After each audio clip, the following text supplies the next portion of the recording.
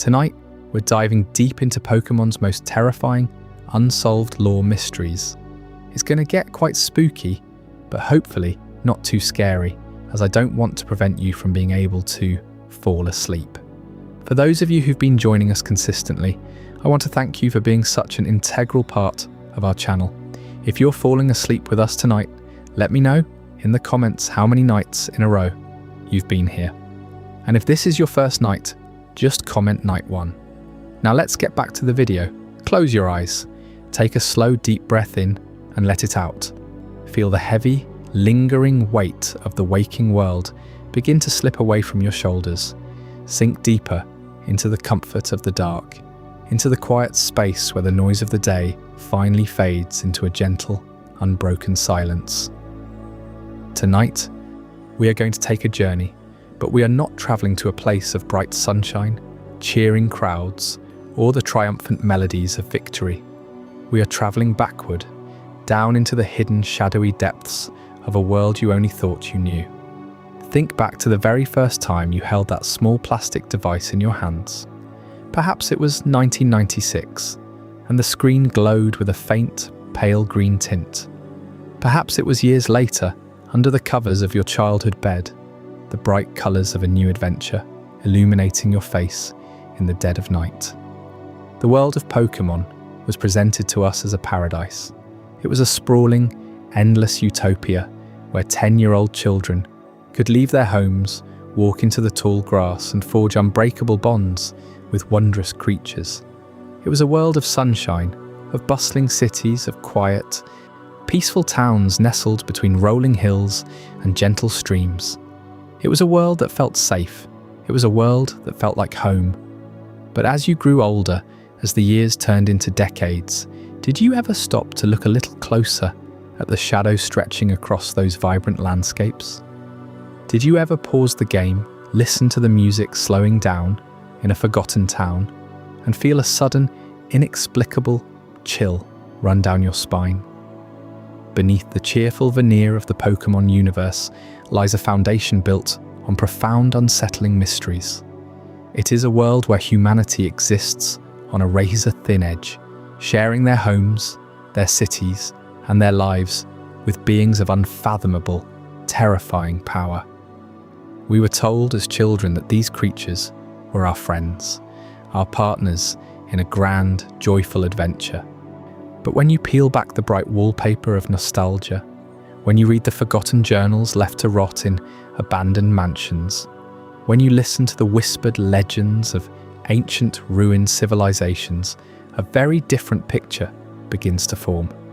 The Pokémon world is not a utopia. It is a world scarred by ancient, apocalyptic wars. It is a world haunted by the restless spirits of the dead. It is a world where the very fabric of time, space, and reality can be torn apart by the creatures we casually capture and keep in our pockets. The stakes of understanding this lore are deeply existential. When we look at the unsolved mysteries of this universe, we are not just looking at missing lines of code or forgotten storylines. We are looking at deliberate, gaping voids in the fabric of a reality that mirrors our own darkest fears. These are the enigmas that the creators introduced, only to step back and leave them to fester in the dark.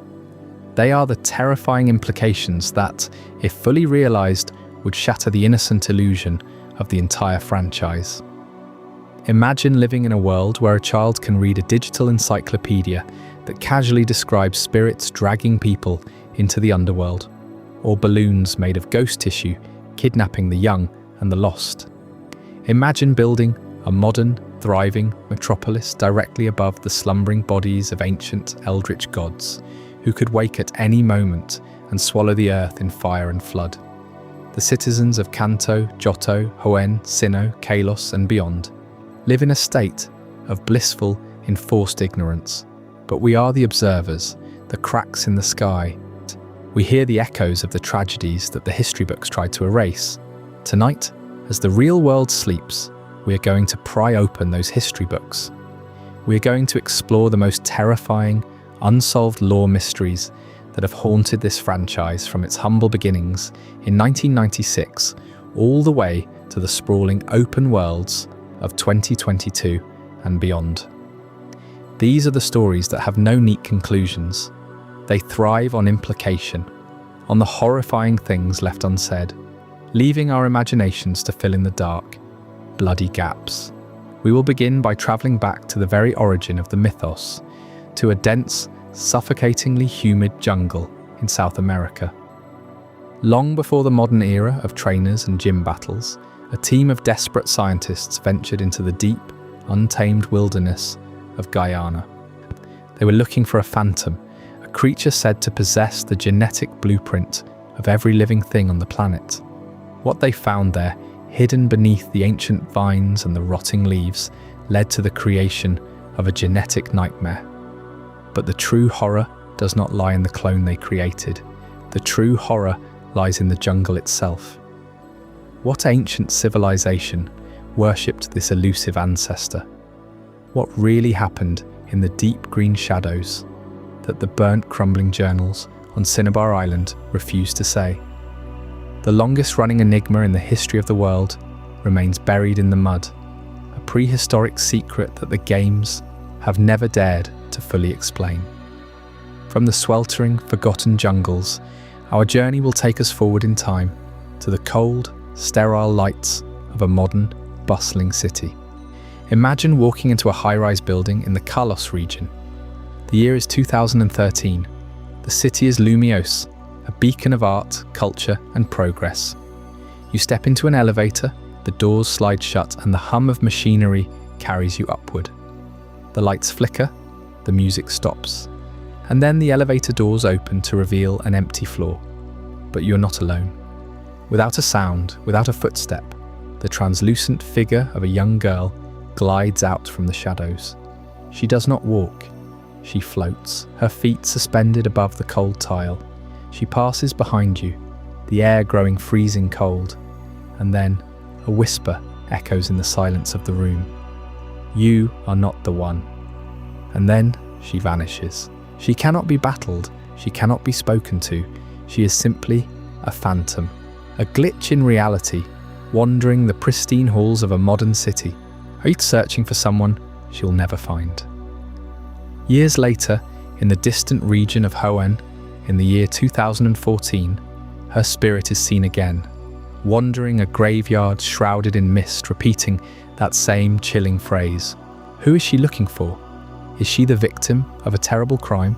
A casualty of a forgotten conflict? The fact that her identity and her purpose remain entirely unresolved makes her one of the most deeply unsettling encounters in modern gaming. And perhaps she's tied to the greatest, most devastating tragedy the Pokémon world has ever known. A tragedy that occurred 3,000 years before the bright modern days of Callos, a war of unimaginable scale and cruelty. We are told of a king who loved his companion so deeply that when it was taken from him and killed on the battlefield, his grief shattered his mind. In his despair, he did not just seek to revive his fallen friend, he sought to punish the world that took it from him. He constructed a machine, an ultimate weapon of mass destruction, powered by the life force of countless innocent creatures. When the beam of absolute blinding light fired into the sky and crashed back down upon the earth, it did not just end the war, it ended everything. It petrified the land, locking millions of souls in a permanent, crystalline stasis. But the terror of this ancient, global catastrophe lies in what we do not know. Who was the enemy region? Was it the distant lands of Galar, left devastated and scarred? Was it the deep, hollowed-out crater of Paldea, as seen in 2022? And what of the guardian of the ecosystem, the serpentine watcher who was meant to prevent such a disaster? The history books are missing their final pages, leaving us to wonder when the earth will crack open and the weapon will rise again. The echoes of fire and death are not limited to ancient Callos. In the deeply traditional, superstitious region of Johto, there is a tower that reaches toward the sky, its wooden beams charred black, smelling eternally of ash and rain. In 1999, we learned the legend of the burned tower. A sudden violent lightning strike, a roaring inferno that consumed the structure. And trapped inside the blazing inferno were 3 nameless, helpless creatures. They perished in the flames, their screams drowned out by the collapsing timber. We are told that a rainbow god descended from the heavens and resurrected them into legendary beasts of lightning, fire and water. But what were they before they died? For decades we believed them to be ordinary creatures, perhaps beloved pets of the monks who tended the tower. But in 2023, new discoveries brought forth prehistoric, paradoxical versions of these beasts, creatures that defy the very laws of time and logic. This revelation contradicts everything we thought we knew, twisting a story of tragic resurrection into a horrifying implication of divine, terrifying intervention. Did the rainbow god simply revive them, or did it twist their burned corpses into something ancient, something that should never have existed in our timeline? This theme of death, of the physical remains of the fallen, weaves its way into the very biology of the creatures themselves. Since 1996, we have known of a small, lonely creature that wanders the barren wastelands and dark caves, crying out in the night. It wears the skull of its dead mother as a helmet. Its cries echo inside the bone, a haunting, mournful melody that has broken the hearts of trainers for generations. In 1998, we learned the horrifying truth of how that mother died, brutally struck down by a syndicate of criminals in a tower meant to honor the dead. But when you apply logic to this tragic tale, the evolutionary horror deepens. How does every single member of this species acquire a skull upon birth? Are they born into a cycle of mandatory death? Does the mother always have to die for the child to survive? And what happens to the flesh? What happens to the soul? The persistence of the undead, the lingering grief of a child wearing the literal bones of its parent. East turns a simple creature into a walking, breathing monument to evolutionary terror. And as we delve deeper into the nature of existence, we must confront the architects of reality itself. In 1999, we were introduced to the unknown.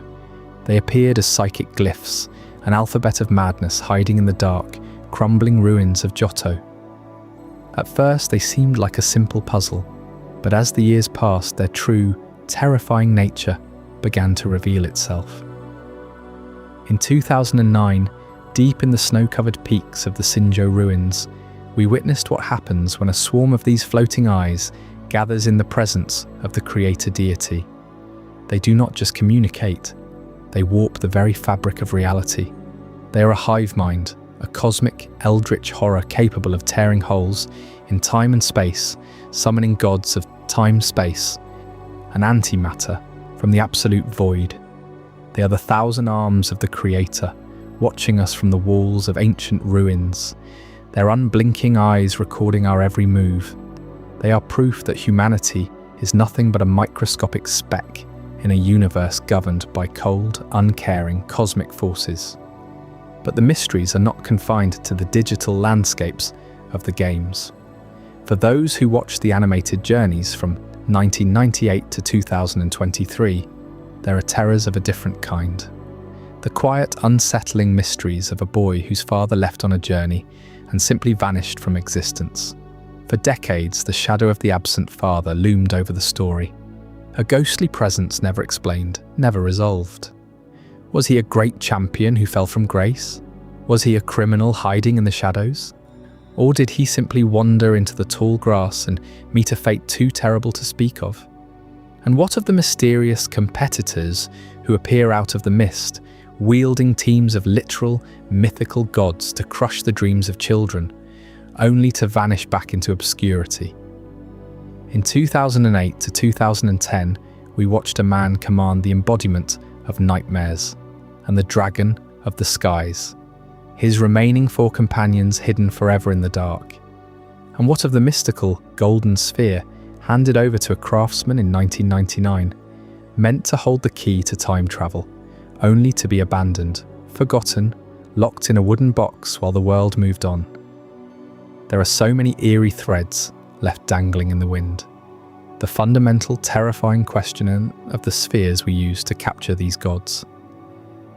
Do the creatures shrink? Are they converted into digital data, their consciousness suspended in a cold electric void? Or are they trapped in an extra-dimensional prison, fully aware, waiting in the dark for a beam of red light to call them forth?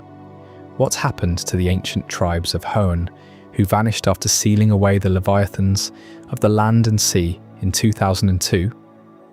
What happened to the madman of Onova, who sought to control the creation trio in 2010? What happened to the little creature of victory, coded into the snowy tundra of 2020, yet entirely absent from the world, a ghost in the machine? And what of the rival's beloved companion in 1998, a creature that fought so bravely, only to be mysteriously replaced when we met our rival in a graveyard, heavily implying a death that we, the player, may have caused? These mysteries thrive because they refuse to give us closure. They amplify the terror of the universe through the themes of death, loss, and the great, yawning abyss of the unknown. They remind us that the world we loved as children is built on a foundation of bones, of ancient magic, and of secrets that were never meant to see the light of day. So, as the night deepens, I invite you to let go of your need for answers. Allow the ambiguity to wash over you like a thick, cooling fog. Sink deeper into your bed. Let your breathing slow, matching the rhythmic, hypnotic pulse of a world slowly revealing its darkest secrets. Tonight, we are not heroes. We are not champions standing at the peak of a mountain. Tonight, we are the archivists of the damned. We are the quiet observers walking through the abandoned halls of history, shining a small flickering light into the corners where the shadows are thickest. Listen to the sound of my voice. Let it be your guide through the darkness. The journey ahead is long, and the path is winding, stretching across decades of forgotten lore and whispered legends. You do not need to stay awake to the very end. You can let the stories carry you away, drifting into a slumber filled with the ancient, beautiful, and terrifying echoes of a universe that is so much darker and so much deeper than we ever dared to imagine. The fog is rolling in. The ruins are waiting. The mysteries are calling out from the void. Let us begin. Beneath the sun-drenched fields of Lavender Town and the electric buzz of gym battles, Pokémon hides a shadow that creeps in the quiet hours. A world where legendary beasts rise from ashes of forgotten fires, where ghostly children glide through elevators murmuring accusations to the living, and where ancient weapons petrify entire civilizations in eternal stone. You know the surface, the joyful cries of Pikachu sparking across screens, the thrill of catching them all in a whirlwind of color and strategy. It's a universe that invites you to dream big, to bond with creatures that feel like friends. But peel back that vibrant curtain and you step into something far more unsettling. A lore laced with implications of death that never quite fades, wars that reshaped regions in cataclysmic blasts, and evolutionary tragedies that echo with the wails of orphaned young. Since the very first games in 1996, Pokémon Red and Green slipped these shadows into the code. Pokédex entries that read like fragmented diary pages from a mad scientist. In-game towers haunted not just by ghosts, but by the ghosts of stories left hanging. Think of Lavender Tower in those early titles where the air thickens with the scent of damp stone and unseen mourners. A mother Marowak, slain by human hands, her spirit refusing to rest, blocking the path until you confront her spectral rage. Her child Cubone, forever doomed to wear that cracked skull as a helmet. Weeping tears that harden into rare pearls. How does a Pokémon inherit such a grim relic? Does it evolve beyond the grief, or is it trapped in an endless cycle of loss? The games never say. They just leave you there, in the flickering candlelight of the tower, wondering what other bereavements lurk in the pixels. Fast forward through the years, and the darkness deepens. Johto's burned tower in gold and silver, 1999, He still smoulders with the memory of a blaze that claimed 3 mysterious beasts, unknown Pokémon, reduced to charred husks, only to be reborn through Ho-Oh's rainbow flames as Raikou, Entei, Suicune. What were they before the fire? Prehistoric echoes, perhaps, twisted further by Scarlet and Violet's paradox forms in their 2023 epilogue. Avian gods playing with resurrection. Does that make them saviors? Or something far more predatory? Then there's Callos in X and Y from 2013, a region scarred by a war so devastating it echoes across generations. Thousands of years ago, an ultimate weapon fired from Gyosenge, channeling Sigard's raw power into a beam that turned life to stone across vast lands. Who were they fighting? Another region, lost to history? And why does Sigard's role feel so incomplete? Its cells stirring in sun and moon 3 years later, as if the catastrophe never truly ended. The petrified remains whisper of global fallout, maybe even linking to Gala's ruins or Paldea's craters. No game ties the threads. They dangle, pulling you deeper into the void. Linger in Lumios City, and you'll feel it yourself. That chill draft in the Pritchatine cafe elevator. A translucent girl materializes, her form flickering like a bad signal, eyes hollow as she circles you. "You're not the one," she breathes. Before dissolving into mist, she reappears on Mount Pyre in the Hoen remakes, the same plea hanging in the salty air. Who is she searching for? A soul from the Callos War, perhaps? Or some other unfinished business with the veil between worlds? She vanishes from later games, her voice a fading echo that follows you into sleep. These aren't loose ends from lazy writing.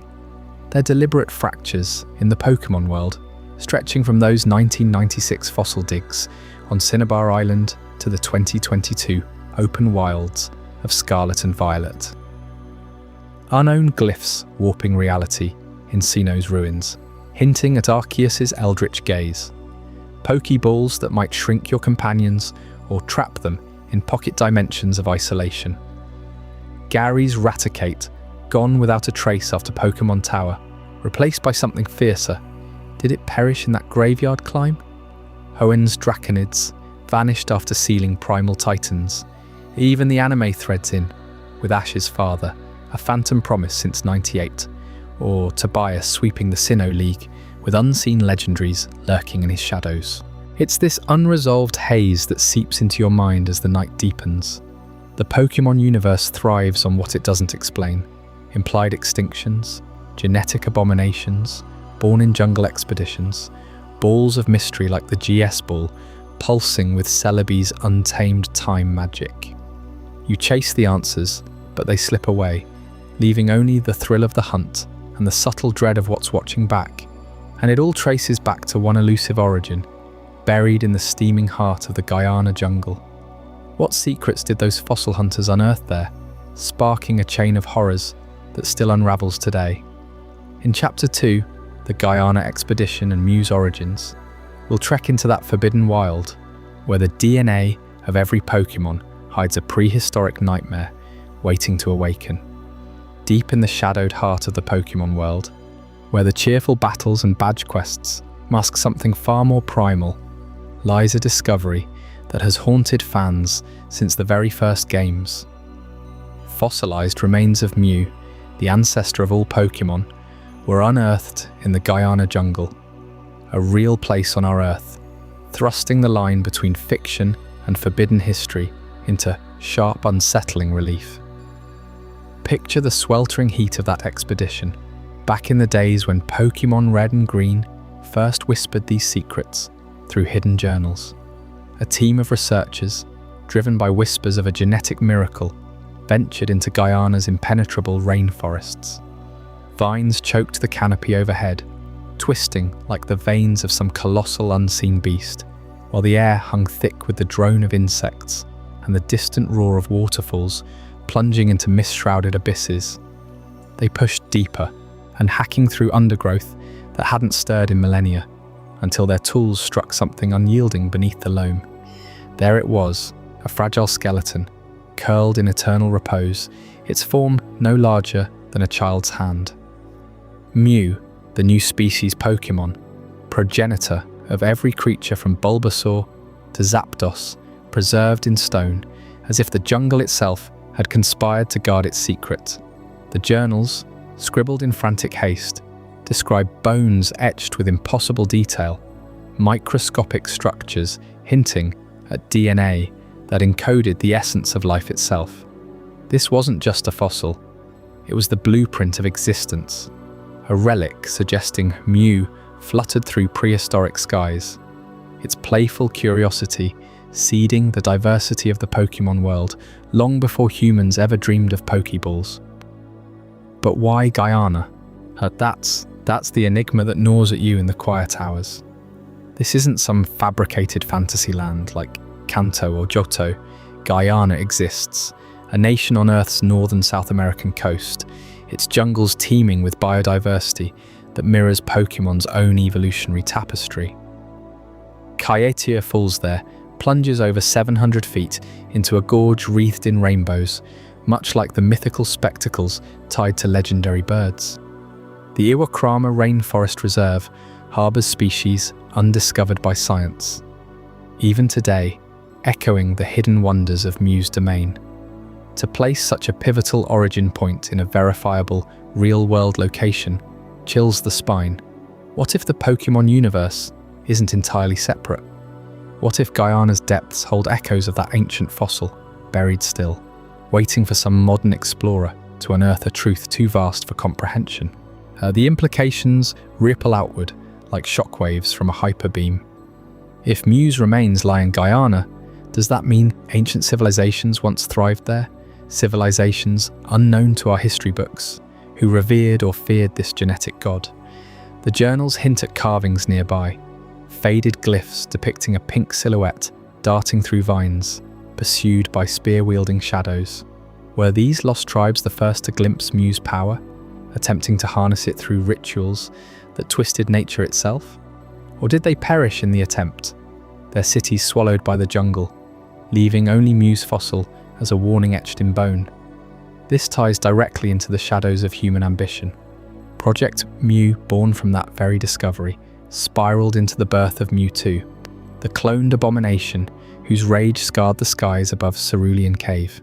The Guyana find fueled those clandestine labs, where scientists played at being gods, splicing DNA in sterile chambers lit by flickering fluorescent hums.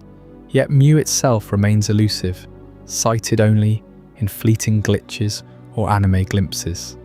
A psychic sprite phasing through reality, untouchable, eternal. No game has returned to Guyana, no expedition in Scarlet and Violet or Legends Arceus dares chart those coordinates. Why the silence? Is the jungle a forbidden zone? Quarantined after the fossil's removal unleashed something uncontrollable? Theories fester in fan circles, like spores in damp earth. Some posit Mew as a guardian of biodiversity, its fossil a deliberate marker left by an advanced prehistoric society that predates even the Callos War's petrified armies. Imagine vast ziggurats overgrown by lianas, and altars stained with offerings to summon Mew's transformative essence, civilizations that engineered Pokémon evolutions through eugenic rites, only to be erased when Mew withdrew its blessing, reclaiming the jungle as its sanctum. Others whisper of extraterrestrial origins. Mew crash-landed from the stars into Guyana's cradle, its DNA adapting to seed life on this world. The chilling part? Guyana's real indigenous lore speaks of Curupira, forest spirits that protect wildlife with deceptive trails, mirroring Mew's mischievous teleports. Layer by layer, the enigma deepens. Pokémon Red and Green introduced this in 1996, the longest-running unsolved thread in the series, predating even Cubone's maternal ghosts or the Unknown's Eldritch script. 27 years later, with Legend ZA on the horizon, Guyana lingers unaddressed, and a real-world anchor pulling the Pokémon universe into our reality. What horrors lurk if we followed those journals' coordinates today? Satellite images show untouched swathes of green, but ground teams report anomalies, pockets of flora defying classification, animals with unnatural agility. Could Mew still roam, watching, its fossil a mere shed skin from eons past? This primal mystery sets the stage for the documents that first revealed it, buried in the ashes of devastation. In the next chapter, the Cineabar Mansion journals, will uncover the frantic last words of the researchers who chased Mew's shadow to its doom. What they found in those fire-gutted pages will make the jungle's secrets feel like mere whispers. Those expedition logs from the Guyana jungle didn't end up buried in some forgotten archive, or they made their way back to Cineabar Island, scribbled into the private journals of scientists holed up in the Pokémon Mansion, a sprawling research facility perched on the island's volcanic slopes, where the air always carried a faint sulfur tang and the ground hummed with restless heat. You can still wander those halls today if you brave the ash-choked corridors in Pokémon Fire, red or leaf green. The mansion's a labyrinth of charred walls and shattered glass, half swallowed by creeping vines, its upper floors collapsed from a fire that no one can quite pin down. But amid the debris, tucked into desks and hidden behind loose panels, lie the journals. Fragmented pages, ink smudged by soot and time, entries dated from the late 1980s in the game's timeline. They're not official reports. These are personal confessions, scrawled by hands that grew shakier with each passing week. The first entries read like triumph. One researcher, going by initials AM, describes the Guyana samples arriving by sealed crate under armed guard. The fossil fragment pulses with an otherworldly vitality, he writes. Microscopic analysis reveals DNA sequences defying classification, strands that encode not one species, but echoes of every Pokémon known to science. This is Mew, the ancestor, the progenitor. Excitement bleeds through the precise script, sketches of spiraling helices crowding the margins. They called it Project Mew, a clandestine push to unlock the fossil's secrets, funded by shadowy backers who demanded results yesterday. But as the pages turn, or what remains of them, the tone fractures. Entries grow erratic, paragraphs trailing off mid-sentence. M, a note sleepless nights, haunted by dreams of glowing eyes in the jungle canopy. The DNA isn't dormant, he confesses. It rewrites itself under observation. Last night, the culture dish shimmered, and for a moment, I swear I saw a shape, a tiny pink silhouette darting just beyond the glass. Colleagues chime in on separate pages. Dr. VR reports colleagues muttering to themselves, staring too long at Petri dishes. Paranoia is setting in. They say the mansion's shadows move when you're alone. But it's the samples. They're alive, watching. The descent accelerates. By mid-project, the journals read like fever dreams. Smudged ink reveals arguments over ethics. Should they splice Mew's genes into viable embryos? One entry rants about glimpsing the ancient code, a forbidden glimpse into creation itself, or where Pokémon evolution isn't a ladder, but a web, infinite and predatory. Hallucinations creep in, phantom cries echoing from the labs at midnight, equipment malfunctioning as if sabotaged by invisible paws. Our M's final coherent page warns, it's not just DNA, it's a will. Mew's will. It rejects us. The others, they've changed. Eyes too wide, smiles too sharp, then silence. The fire that gutted the mansion, officially an accident, a Bunsen burner left unattended, happened shortly after. No bodies were recovered from the upper labs. The scientists vanished. Our MVR, the rest gone. As if the volcano claimed them. Or something else. Rumours persist among Cineabar's fishermen. Fleeting glimpses of figures on the mansion's balconies at dusk. Pale and elongated, whispering about the jungle's revenge. What became of those who first touched Mew's ancient DNA? Did the fire consume them, or did the project consume their minds first? The journals offer no closure, only cryptic addendums scratched in the margins. Symbols resembling unknown script, circling the word rebirth. Trainers who piece them together in-game get vague hints, a diary rewarding the sylphscope or rare candies, but the full story, it dissolves into ash, leaving you to wonder if Project Mew ever truly ended. And as those pages fade into the mansion's gloom, the true horror stirs in the labs below, where the fruits of that forbidden research took a far deadlier turn. In our next chapter, The Genetic Horror of Mewtwo, we'll uncover what happened when they didn't just study the DNA, they tried to play God with it. But those frantic diary entries from the Pokémon mansion don't just chronicle a descent into madness, they unveil the birthplace of one of the most ethically catastrophic experiments in Pokémon history. Deep beneath the smouldering ruins of that Cineabar Island laboratory, scientists pushed the boundaries of life itself, attempting to resurrect Mew from fragments of its ancient DNA, unearthed during that ill-fated Guyana expedition. What they forged instead was Mewtwo, a being born not of nature's whim, but of cold, calculated genetic splicing, a clone amplified with Pokémon cells from across the spectrum, designed to surpass its progenitor in every conceivable way. Picture the sterile hum of those hidden chambers, where vats bubbled with synthetic amniotic fluid, glowing under harsh fluorescent lights that flickered like dying stars. The researchers, driven by a godlike ambition, injected Mew's elusive genetic code with enhancements drawn from the strongest species they could isolate: venomous fangs from Arbok, armoured resilience from Onyx, psychic fury from Alakazam.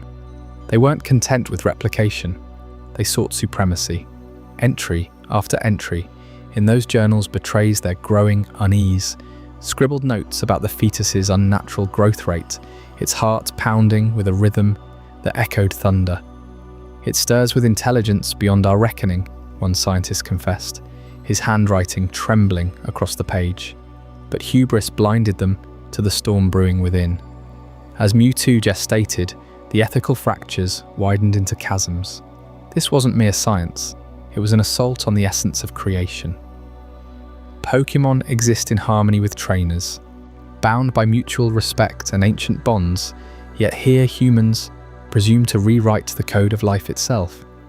The clone was deprived of a mother, isolated in a mechanical womb, its mind assaulted by telepathic probes to accelerate development. Whispers in the logs hint at the agony, the creature's psychic screams reverberating through the facility, shattering glass and fraying nerves. Was this progress, or the first cries of a tortured soul? They tampered with destiny, fusing Mew's mythical purity with engineered monstrosity, all while ignoring the profound wrongness of birthing a legend without consent, without context, without compassion. The true horror crystallized on the night of its awakening. Mewtwo's eyes snapped open, violet orbs burning with raw, unfiltered rage, a consciousness forged in isolation and instantly aware of its artificial origins. The journals capture the chaos in fragmented bursts, alarms blaring, containment fields failing, scientists fleeing as psychic blasts ripped through reinforced walls. Mewtwo didn't merely escape, it unleashed hellfire upon its creators. Flames erupted from ruptured power conduits, ignited by the sheer force of its telekinesis, hurling equipment into sparks. The Pokémon mansion, that once grand repository of forbidden knowledge, became an inferno. Walls buckled under invisible pressure, laboratories collapsed into molten slag, and the air filled with the acrid stench of burning research. Decades of notes, DNA samples, and expedition relics reduced to ash. Eyewitness accounts from survivors, pieced together in later Game Freak lore, paint a scene of apocalyptic fury. Mewtwo hovered amid the blaze, and its sleek grey form silhouetted against roaring flames, levitating debris like vengeful spirits. It shattered the dome overhead, psychic waves crumpling steel beams as if they were paper, allowing the fire to consume everything in retribution. The destruction was total. Over 80% of the facility obliterated, bodies unaccounted for, and the island's volcano rumbling ominously in sympathy, or perhaps provocation. Cineabar gym leader Blaine, forever scarred, spoke in hushed tones of the psychic cataclysm that forced evacuations. His own research library gutted. Mew too vanished into the shadows, leaving only scorched earth and unanswered questions about the human cost. How many lives snuffed out in that blaze, their screams silenced by the roar of collapsing ceilings? Yet for all this carnage, the experiment's shadow lingers in profound ethical voids. Cloning demanded Mew's DNA, but why did they possess it at all? Those Guyana fossils held secrets of prehistoric dominance. Mew as the ancestor of all Pokémon, a genetic vault from eons past. The scientists exploited it without grasping its jungle-born mysteries. Did Mew rule as a primordial deity amid Guyana's tangled wilds, or hide cataclysmic origins tied to forgotten civilizations? Project Mew 2 sidestepped these truths entirely, treating legend as raw material, blind to the implications of awakening something that predated humanity itself. The clone's rampage buried the evidence, but the nightmares persist.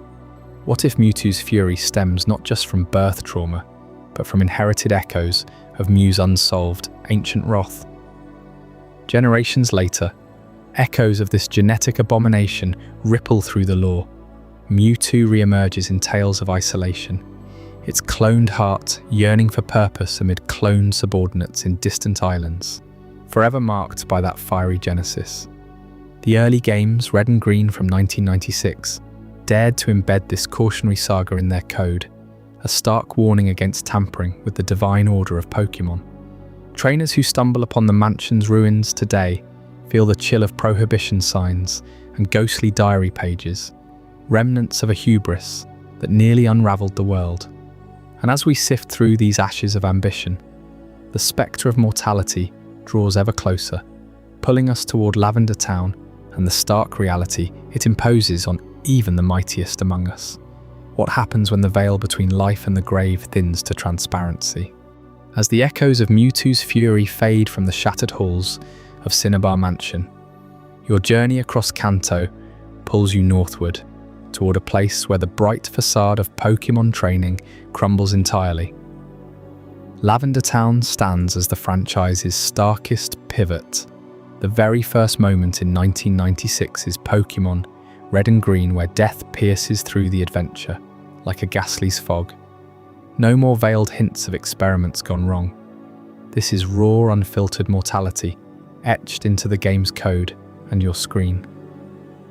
You arrive under a perpetual twilight sky, the air thick with an oppressive silence, broken only by distant cries that sound less like wild Pokémon and more like muffled sobs. Lavender Town isn't just a stopover, it's a requiem. The Pokémon Tower looms at its heart, a 7-story spire of grey stone that dominates the horizon. Here its silhouette jagged against the haze. Players from that era remember it vividly. The radio tower nearby glitches with static, channeling the infamous Lavender Town syndrome. Those piercing tones that warped headphones into nightmares, sending chills down spines and sparking urban legends of vanished children. But beyond the myth, the tower's design screams finality. Floors stacked like a mausoleum, each level a deeper descent into grief. Step inside and the world shifts. No bustling gym battles or cheerful NPCs here. Ghost Pokémon materialize from the gloom, ghastly drifting like lost souls, Haunter cackling with hollow laughs that echo off cold walls. Your flashlight beam cuts through the darkness, but it only illuminates marble ghosts, translucent markers pulsing with spectral energy. These aren't foes to catch for your team. They're guardians of the dead, manifestations of Pokémon who refuse to fade. The game forces you to confront it. Every wild encounter is a brush with the afterlife.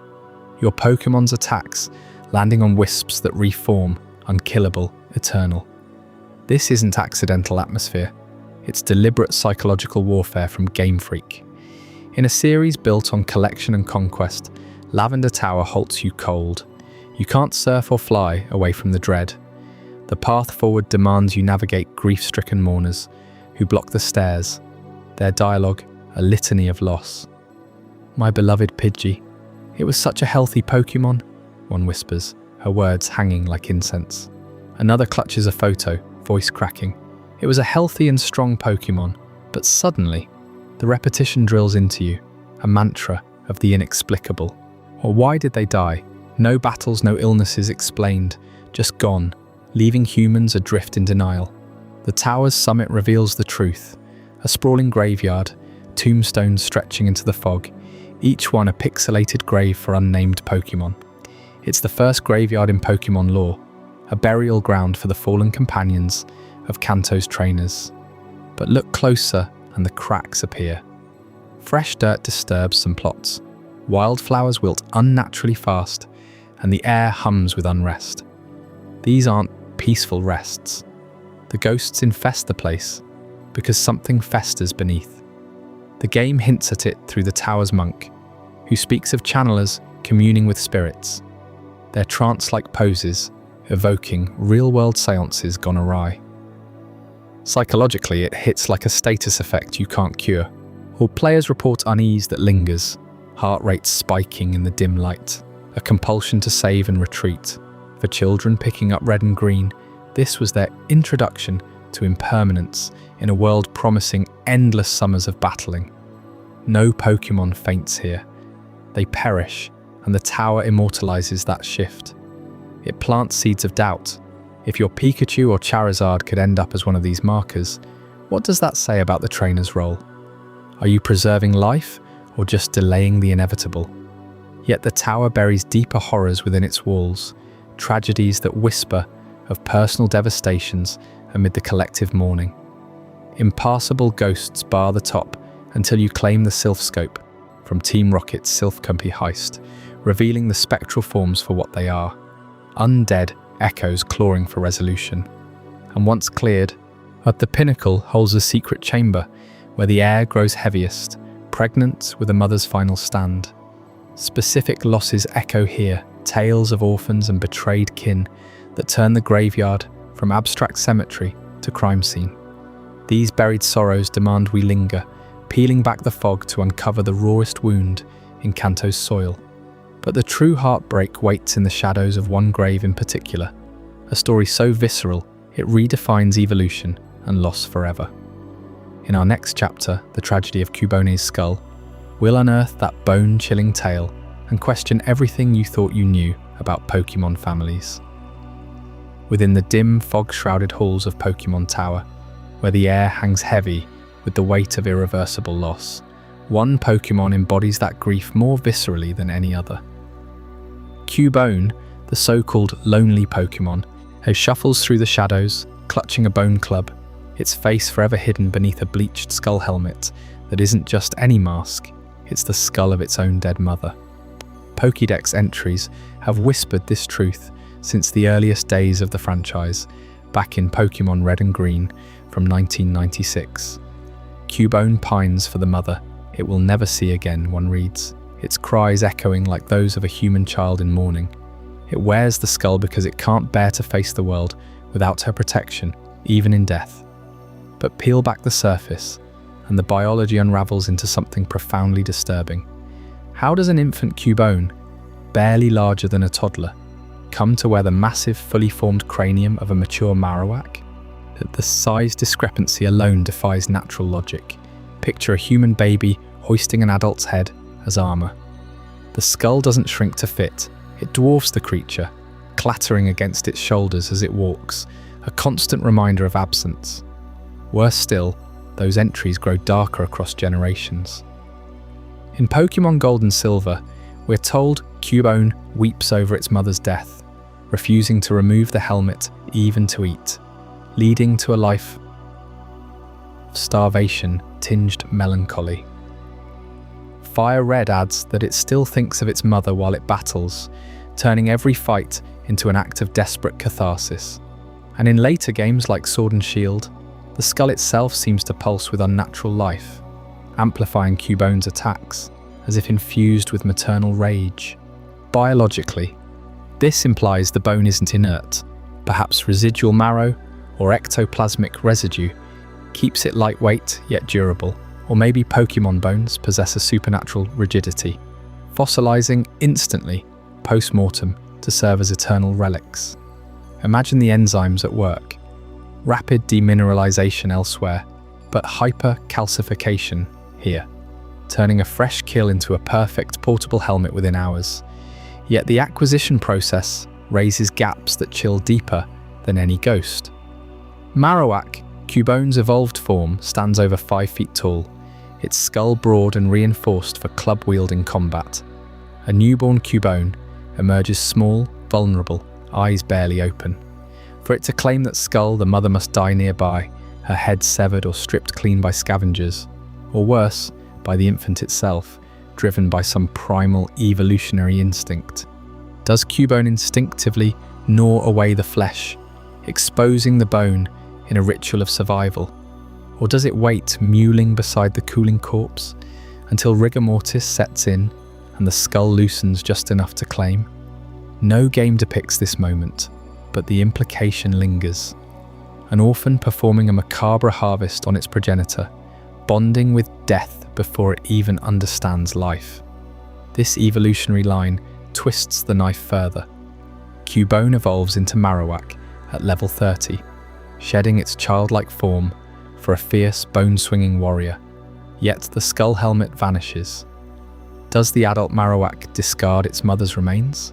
A final betrayal? Or absorb them, integrating the bone into its own skeleton through some osseous metamorphosis? A lowland Marowak complicates it more, igniting its club with spectral fire, suggesting the bone carries ghostly embers from beyond. And what of Kangaskhan parallels? Another pouch-rearing parent with a single child? Theories swirl that Cubone's line echoes a forgotten divergence, where maternal sacrifice imprints genetically, dooming offspring to helmeted orphanhood. Ultrasun hints at this horror. It always wears the skull of its mother, even post-evolution in some depictions, blurring lines between growth and undeath. These questions unearth undead persistence at the heart of Kanto's lore. In Lavender Tower, where Cubone roam amid graves, their helmets glow faintly under moonlight, as if animated by spirits unwilling to fade. Does the mother's essence linger within the bone, puppeteering the child toward vengeance? A Pokédex, entries from Black and White, describe Cubone mistaking its own reflection for its mother, shattering mirrors in fits of delusion, hinting at psychic residue, a fragment of soul trapped in calcium. Biologically, this could mean Pokémon neurology extends into bones, neural pathways calcifying after death, allowing maternal instincts to persist indefinitely. No decay, no fragmentation, just eternal guardianship from a severed head. Evolutionary biology fractures under such persistence. Darwinian logic demands adaptation for survival, but Cubone's dependency on a post-mortem prop screams maladaptation, a cursed lineage where bereavement becomes heritable. Fossil records in Pokémon lore, like those on Cineabar, might hold clues. Did ancient Cubone ancestors evolve alongside necromantic rituals? Or was this born from catastrophe, like the burned tower blaze that birthed the legendary beasts? The undead angle amplifies. If Marowak ghosts haunt towers, do their skulls seek new wearers, passing maternal torment down generations? Imagine swarms of Cubone in the wild, each a walking sepulchre, their collective wails summoning spectral mothers from the ether. This biological nightmare forces us to confront Pokémon evolution not as triumphant ascent, but as a chain of inherited traumas. Cubone doesn't just wear a skull, it embodies the horror of infant isolation, where survival demands desecration. What drives a species to codify such grief into its very form? And if the helmet ever cracks, exposing the face beneath, does Cubone perish from shock or mutate into something vengeful beyond Marowak? The tower's deepest shadows hold answers tied to a specific Marowak's fate. As slain by human hands in a bid for power, her ghost now barring the path to truth. That tale of cruelty and spectral fury awaits in Chapter 7. The Marowak Ghost and Team Rocket's cruelty, where innocence collides with ruthless ambition. But that skull on Cubone's head came at a terrible price, one etched into the shadows of Lavender Tower itself. You see, this isn't some vague evolutionary quirk. It's the direct result of a mother's desperate stand against human greed, a stand that ended in blood and left her spirit chained to the living world. Climb those creaking stairs in Pokémon Red and Blue, and the air grows thick with an unnatural chill.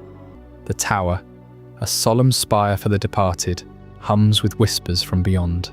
Ghosts flicker in the gloom, but one presence dominates the summit, a spectral figure that materializes only when you peer through the Sylphscope's eerie lens. There she stands, the Mother Marowak, her bone club gripped in bony fists, eyes burning with undying rage. You battle her, but she slips away like smoke, uncatchable, her grudge too fierce for any Pokeball to contain. Why does she linger? Why does she haunt this place of rest?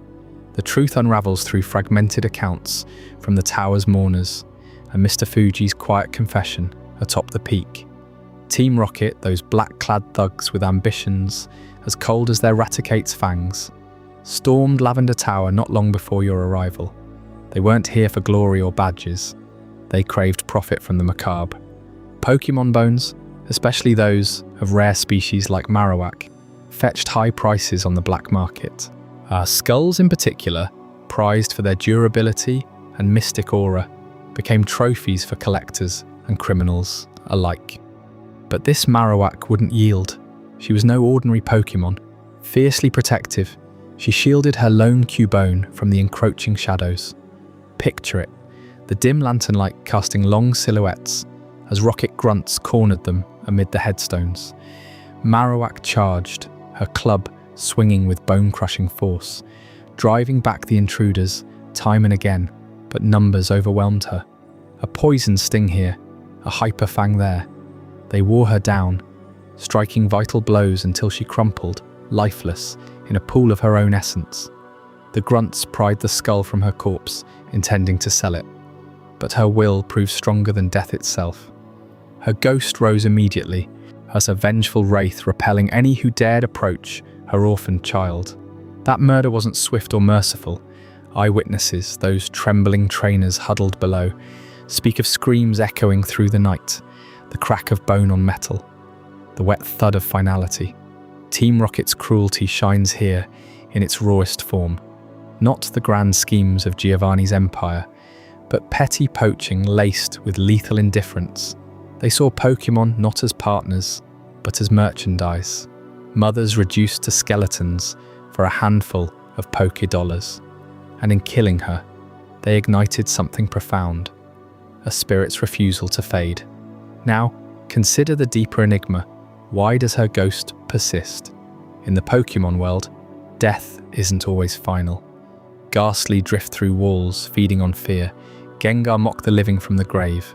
But Marowak's haunting feels personal, tethered by unfinished sorrow. Ghosts, in this universe, often stem from violent ends or unresolved bonds. Think of the spectral children in later games, or the Yamask clutching masks of their former human faces. For Marowak, it's maternal fury, a soul trapped because her Cubone still wanders alone, skullless and weeping. Her presence guards the tower, a barrier against further desecration, but also a prison. She can't rest until justice claims her killers, or perhaps until her child finds solace. That child bereavement cuts deepest in the lore.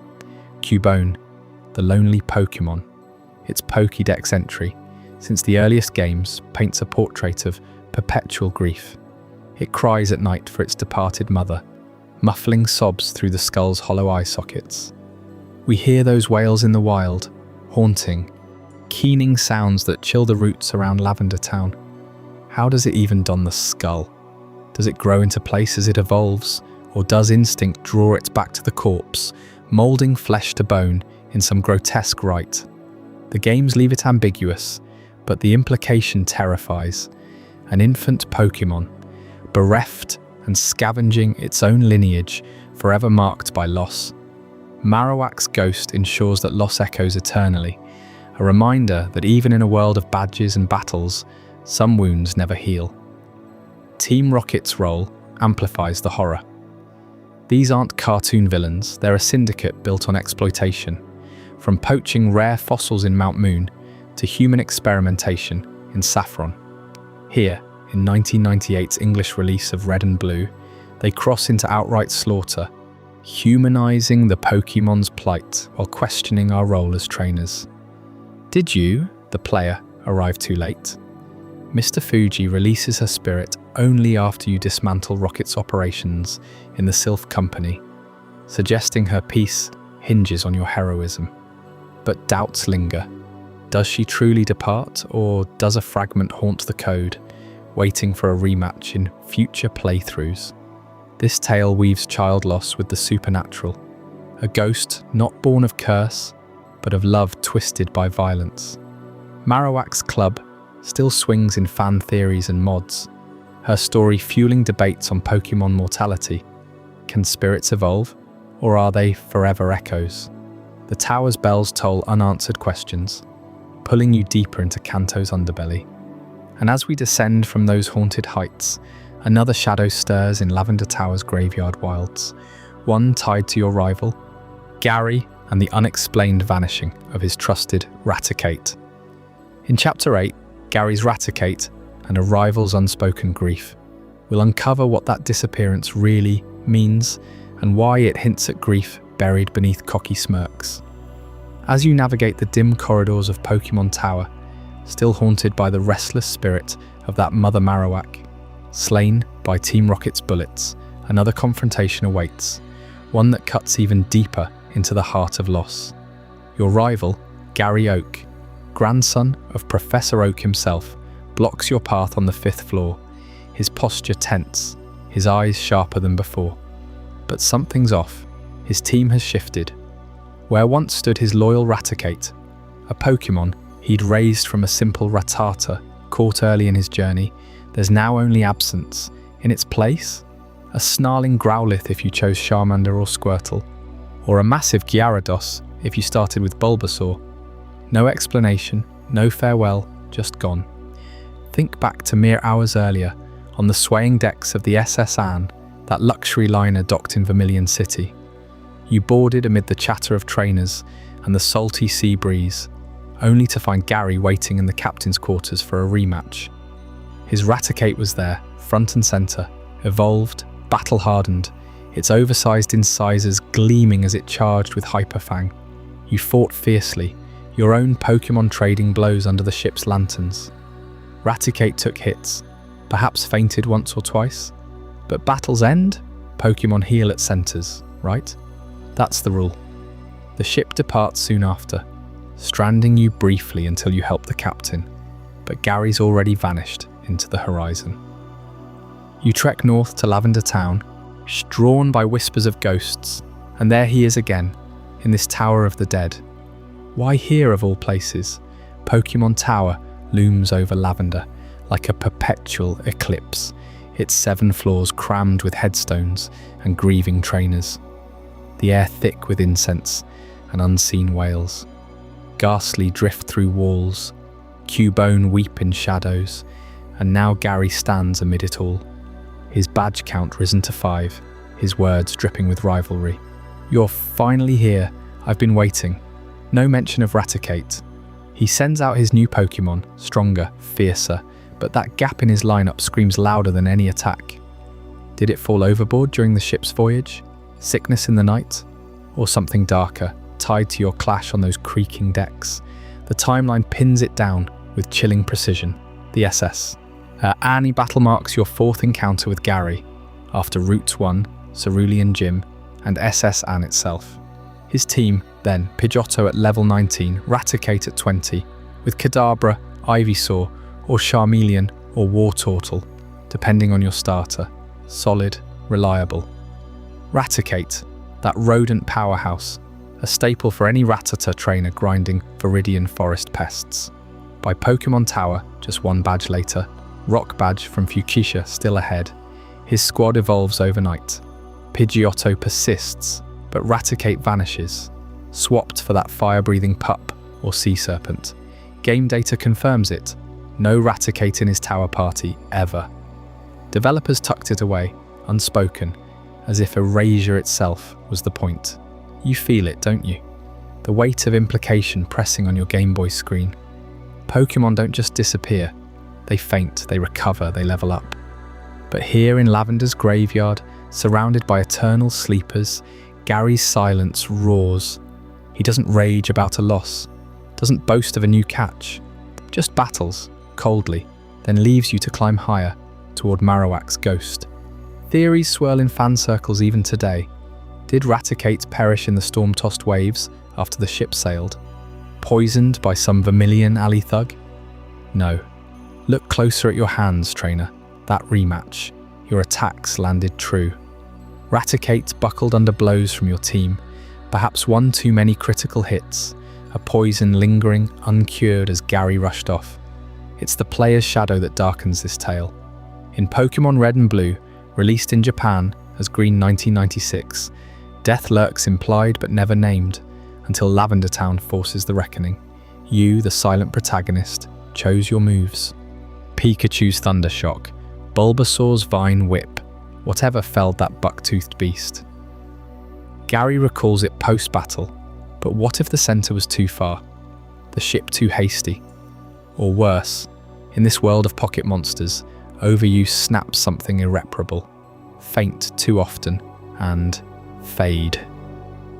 Gary's grief manifests not in tears, but transformation. He pivots to Growlithe or Gyarados, evolution symbolizing fury reborn from ashes. A rival burying pain under power, training in the tower's gloom, where spirits whisper sympathies he ignores. Picture Gary alone after the SS Annie docks or drifts away. His Raticate, weakened from your duel, collapses on deck as waves crash. No Pokémon Center in sight. Vermilion's one blocks your path until the captain stirs. Gary, ever the prodigy, presses on to Lavender, but his partner doesn't rise. As he reaches the tower, badges gleaming, yet hollow. There, amid headstones etched with forgotten names, he confronts you, not with vengeance, but vacancy. His dialogue? Taunting, as always. You look beat, had enough already? But read between lines. That edge in his voice. The rushed departure. Unspoken. You did this. Generations later, remakes like Fire Red and Leaf Green 1999, 2004, echo the void faithfully. Heart Gold and Soul Silver expand Johto's griefs, but nod to Kanto's unchanged. Anime adaptations skirt it. Gary's Rattata evolves off-screen, but games hammer the gap. Fan art depicts tombstones marked Raticate, Gary kneeling in rain. Theories tie it to Lavender's curse, spirits claiming the fallen. Or Professor Oak's influence. Did Grandpa cover it up, urging Gary onward? No canon answer. Just the chill of your Pokeball clicking shut, victory music fading into tower dirges. This isn't random. Game Freak plants it here, post-Marowak murder, pre-Sylph Cope in espionage, to etch mortality deeper. Raticate's disappearance personalizes the tower's terror. You didn't just witness ghosts, you birthed one. Gary's team stabilizes later, Raticate, absent forever, replaced by stronger allies. By Sylph, he's got Alakazam, but the whole remains. A rival's grief, bottled, fueling his arc to Elite Four dreams. Yet you carry it too, the what-if of that SS Anne brawl. One more potion spared, a different switch. Pokemon's world hums with such fractures, where wins cost lives unacknowledged, and as Gary vanishes up the tower stairs, leaving you to face ghosts of your making, the cycle of rivalry darkens further. Loss begets loss in Kanto's shadows, but Johto holds its own inferno of rebirth from ruin, where beasts rise from deliberate flames. Up next in Chapter 9, the burned tower of Johto. What scorched those ancient roamers, and why does Ho-Oh play God with the dead? Stay with me as the mysteries smoulder on, as the echoes of Gary's silent grief fade from the mist-shrouded graves of Pokemon Tower. Your path westward across the waves leads you to Johto, a land where the veil between life and legend thins even further. Here, in the heart of Ekrutak city, stands the burned tower, once known as the Brass Tower. Its blackened spires thrusting skyward like the skeletal fingers of some forgotten giant, forever twisted by flames that devoured it centuries ago. This wasn't just any fire. Her legends whisper of a cataclysmic blaze that erupted without warning, fueled by winds from the heavens themselves, reducing the tower's golden facade to charred ruin. The structure, built to rival the pristine bell tower across the city, was meant to house sacred flames in honor of the region's guardian forces. But on that fateful night, those flames turned traitor, leaping from brazier to beam with insatiable hunger, painting the sky in hues of orange and crimson that could be seen for miles. Trapped within those inferno walls were 3 Pokémon, their forms lost to history's haze, unnamed and unidentified even in the oldest scrolls of Johto's sages. We know nothing of what they were before the fire claimed them. No Pokédex entry, no ancient mural, no whispered tale from wandering monks to give them shape or purpose. Were they wild guardians of the tower, drawn to its holy light, or perhaps companions to human pilgrims, bound by loyalty until the end? Their original identities remain a void, a deliberate blank in Pokemon's lore that chills deeper than any ghost story. Picture the scene unfolding in agonizing slow motion. The tower's upper chambers fill with smoke first, thick and acrid, choking the air as wooden supports groan under the heat. One Pokemon, swift and elusive, darts toward an archway, only for a cascade of burning debris to seal its escape, flames licking at its fur, or scales with merciless precision.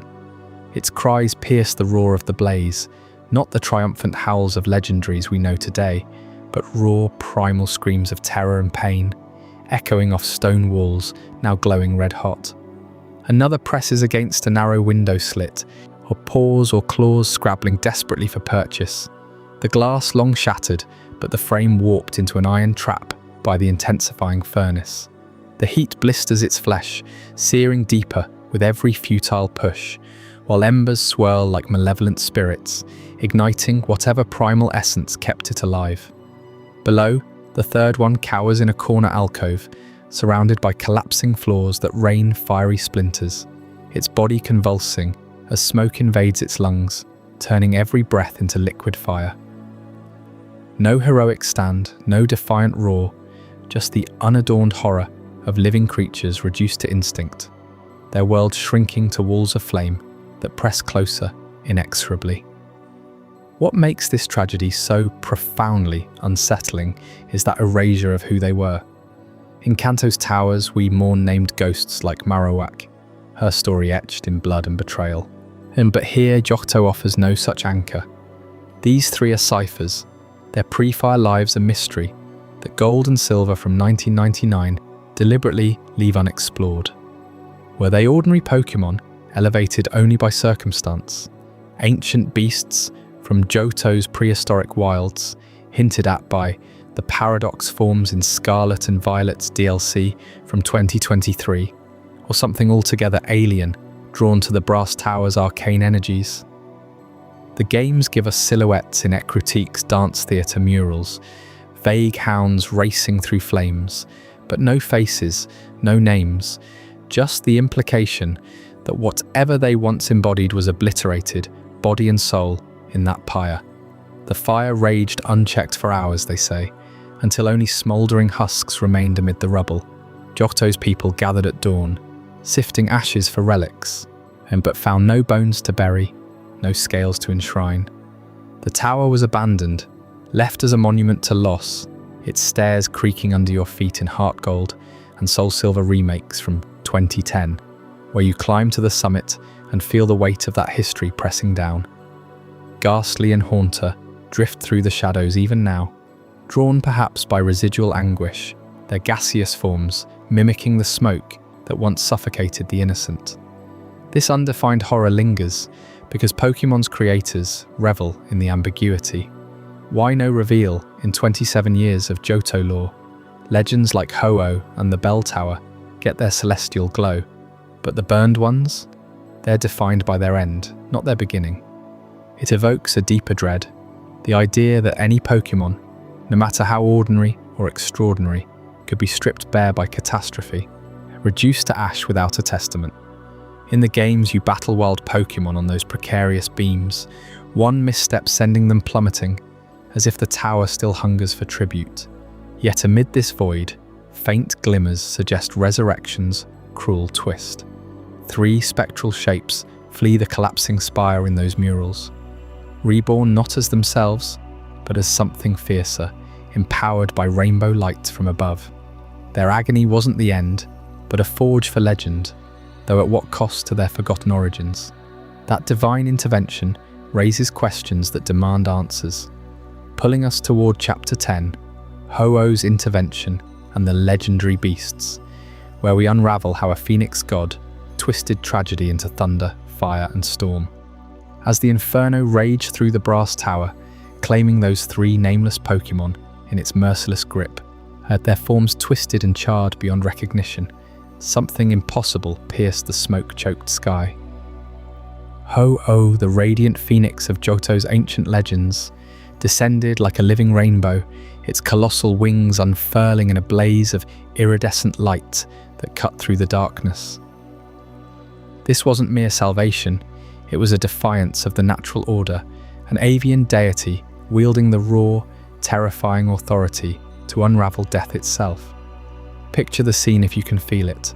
The acrid stench of smouldering wood hanging heavy in the air, embers swirling like lost souls as Ho-Oh's feathers shimmer, each one a prism refracting the colours of creation. Pokédex entries whisper of its power to resurrect the pure of heart through the sacred ashes found at the summit of Mount Coronet. But here, in Ecruteak City's shadowed history, that miracle unfolds without ritual or relic.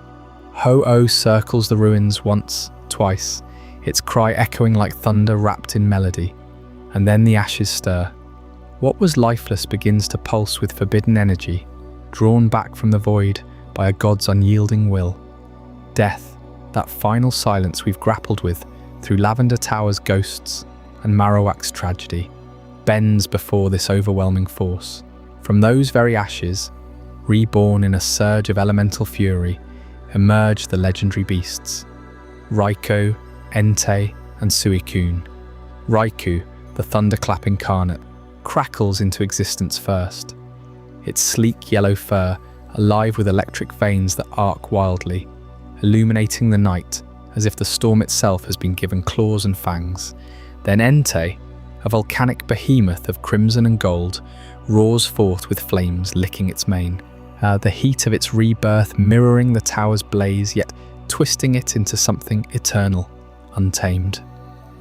Suicune completes the triad, graceful and shimmering like crystallized water, its crest flowing as it purifies the scorched earth beneath its paws, a beacon of north winds carrying the chill of resurrection. But how does this happen? Johto's lore, etched into the games since Gold and Silver back in 1999, offers fragments that only deepen the chill. Ho-Oh's rainbow wings are said to grant new life to those who perished unjustly, infusing them with powers drawn from the world's primal forces: thunder, volcano, aurora. In Heart Gold and Soul Silver's expanded tales, you roam the region chasing fleeting glimpses of these beasts, their roaming patterns a frantic echo of the panic they felt in the flames. Raikou dashes across plains in lightning flashes, Entei bounds through mountains, trailing fire. Suicune glides silently, leaving trails of mist. They're not just revived, they've been remade, their bodies vessels for cataclysmic might, forever marked by the trauma of that night. Yet this rebirth carries a shadow that clings like soot. These beasts weren't born from nothing. They were something before the fire stole their original forms. Who or what were they? Ordinary Pokémon caught in the wrong place at the tower's collapse? Perhaps a trio of wild creatures seeking shelter? Or something far older, guardians of the brass tower itself, kin to the Lunarians who once communed with the moon in Ecruteak's dance theatre? The games leave their pre-fire identities a void, unnamed and unillustrated, fueling nightmares of what horrors the blaze might have erased. Were they humanoid, like the spectral figures hinted in Johto's ruins? Sentient beings with voices silenced forever? Their ashes didn't just reform, they transmuted, as if Hoen sculpted gods from tragedy's remnants, embedding the agony of immolation into their very essence. Consider the terror in that power. Hoen doesn't merely heal, it inverts mortality, pulling souls from oblivion and binding them to new, ferocious shells. In the anime's echoes and manga side stories, this act borders on hubris, a god's whim that spawns eternal wanderers, beasts that race across Johto without rest, haunted by memories of burning.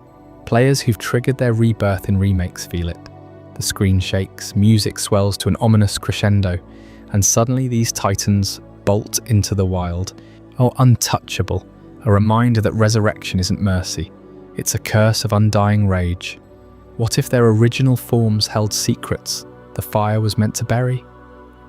What echoes of their past screams do they carry in those piercing eyes? This avian intervention reshapes Johto's soul, turning a local disaster into a legend of divine terror. The burned tower stands today as a hollow shell, wind whistling through its beams like distant howls, while the beasts evade capture, symbols of life's fragile defiance against extinction. But their story doesn't end in those ashes. Modern revelations stir contradictions that challenge everything we thought we knew about their origins. And that brings us straight into Chapter 11, the Paradox Beasts and the Scarlet over Violet contradiction, where ancient timelines collide in ways that make these fiery rebirths look like child's play. Before we dive deeper into this incredible journey, I'm curious, where in the world are you watching this from? Drop a comment below and let our global community know. And if you're finding this as mind-blowing as I am, hit that like button to help more people discover this story. But then in 2023, the hidden truth of those reborn legends began to unravel with the release of the Scarlet and Violet downloadable content. Deep within the Indigo disc, explorers stumbled upon something that shattered the fragile story we'd pieced together from Johto's ashes. Prehistoric forms of Raikou, Entei, and Suicune, twisted echoes from an ancient era, clawing their way into our world through rifts in time itself. These weren't mere fossils or legends whispered in ruins. They were living paradoxes, pulled from the distant past into the modern age. Walking Wake, a serpentine horror with Suicune's graceful silhouette, but armoured in jagged primordial scales, surged through Paldea's waters like a predator from before humanity's dawn. Its cry echoed with the fury of forgotten oceans, a beast that shouldn't exist alongside the pure, ethereal Suicune we knew from Johto's rebirth. Raging Bolt thundered across the skies, its body a fusion of Raikou's lightning ferocity and ancient boulder-like protrusions that crackled with raw, untamed electricity.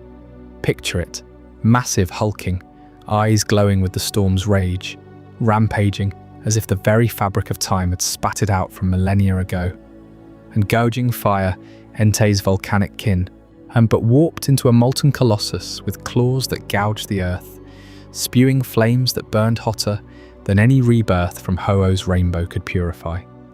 These ancient variants weren't just reskins or evolutions, they were branded as Paradox Pokémon, creatures displaced from epochs, lost to history, appearing in Area Zero's cratered depths, where the boundaries of past, present and future bleed together.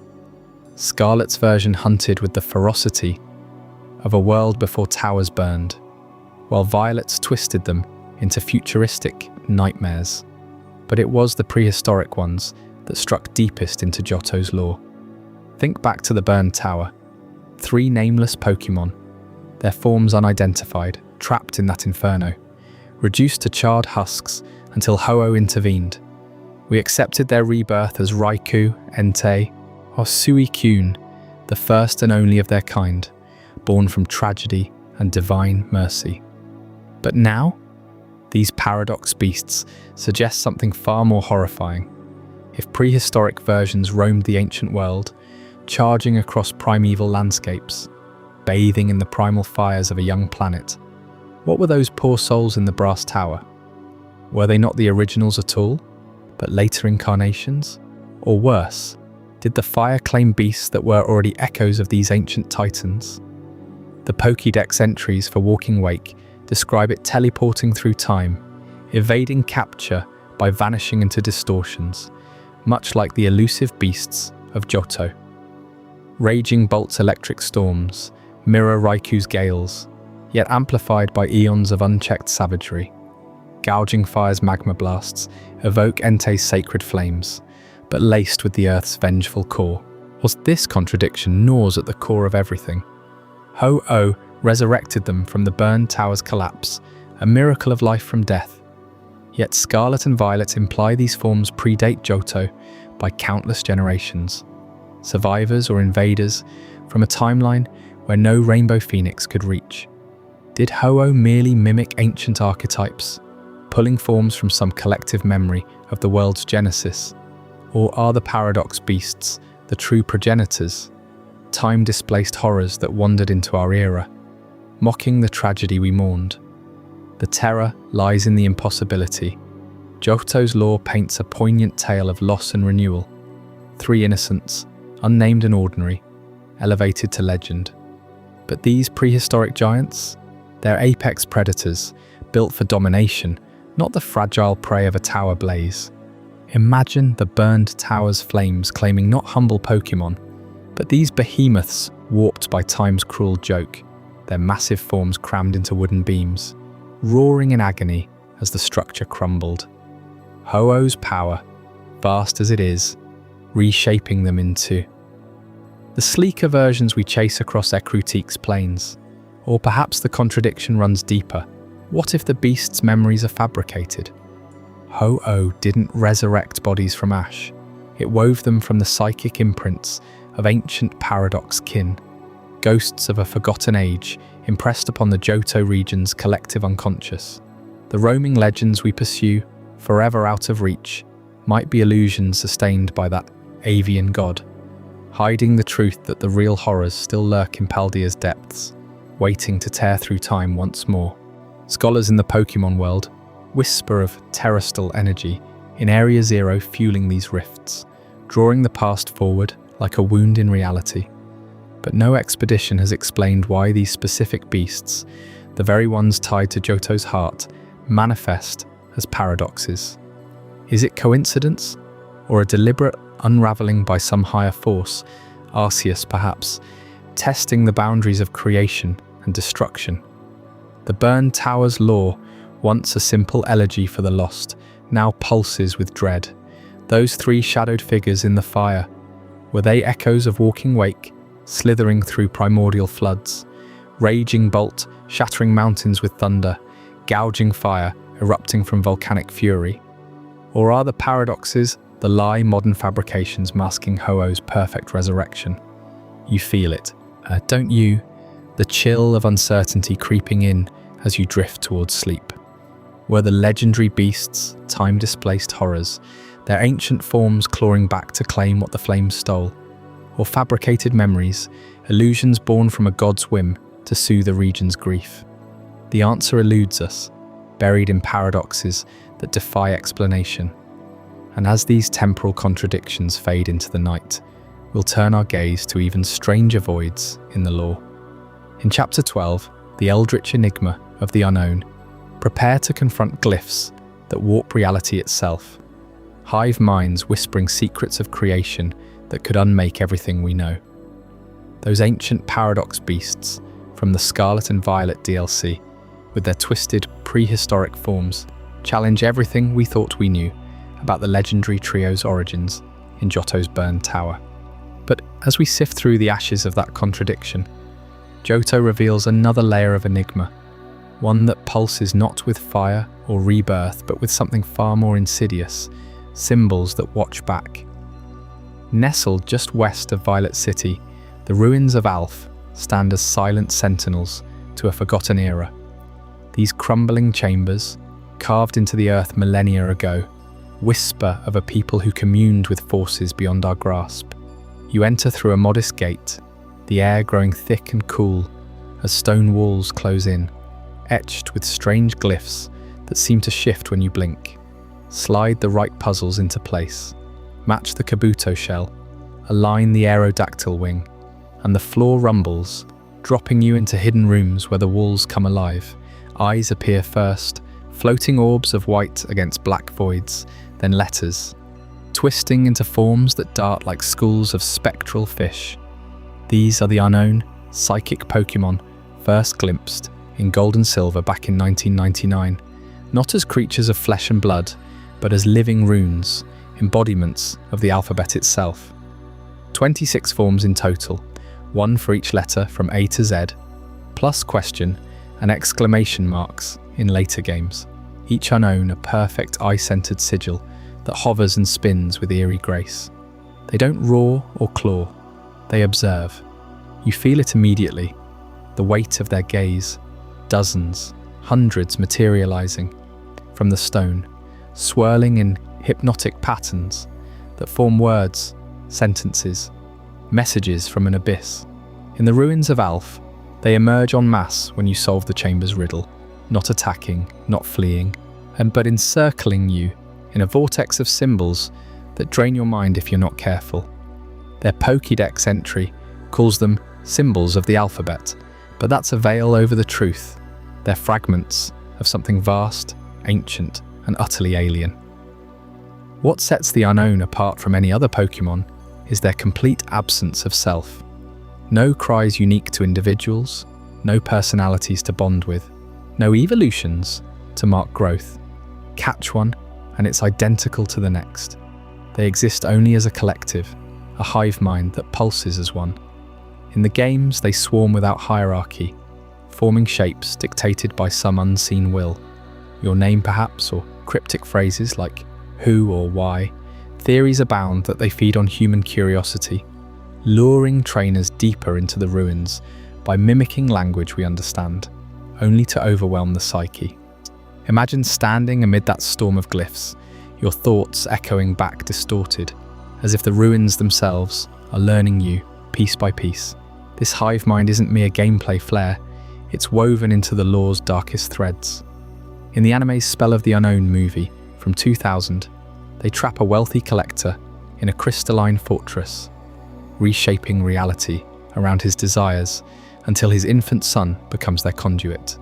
Walls of ice form letters miles high, landscapes warp into question marks that swallow towns, and the unknown manifest a godlike entity from pure symbol, a towering figure of eyes and exclamation, birthing destruction from nothingness. They don't act out of malice or hunger, they simply are, a force of cosmic indifference that bends existence to its pattern.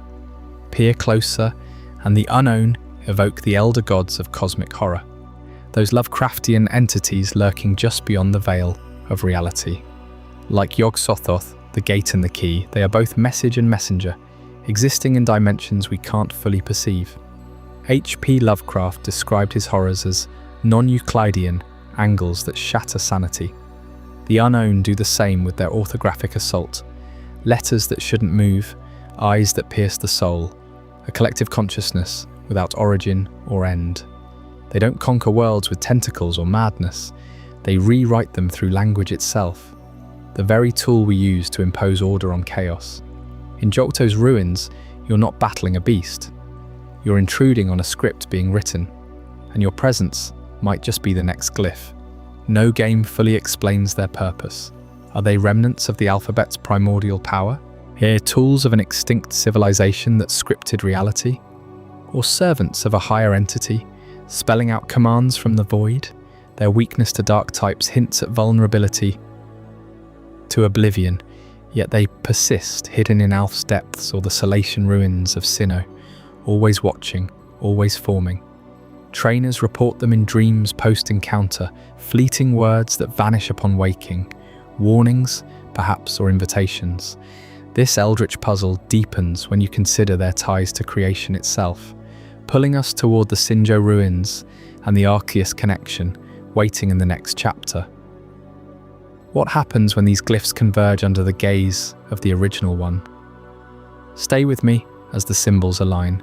Those ancient glyphs from the ruins of Alf, swirling in patterns no human mind could fully decipher, didn't stay buried in Johto's forgotten corners.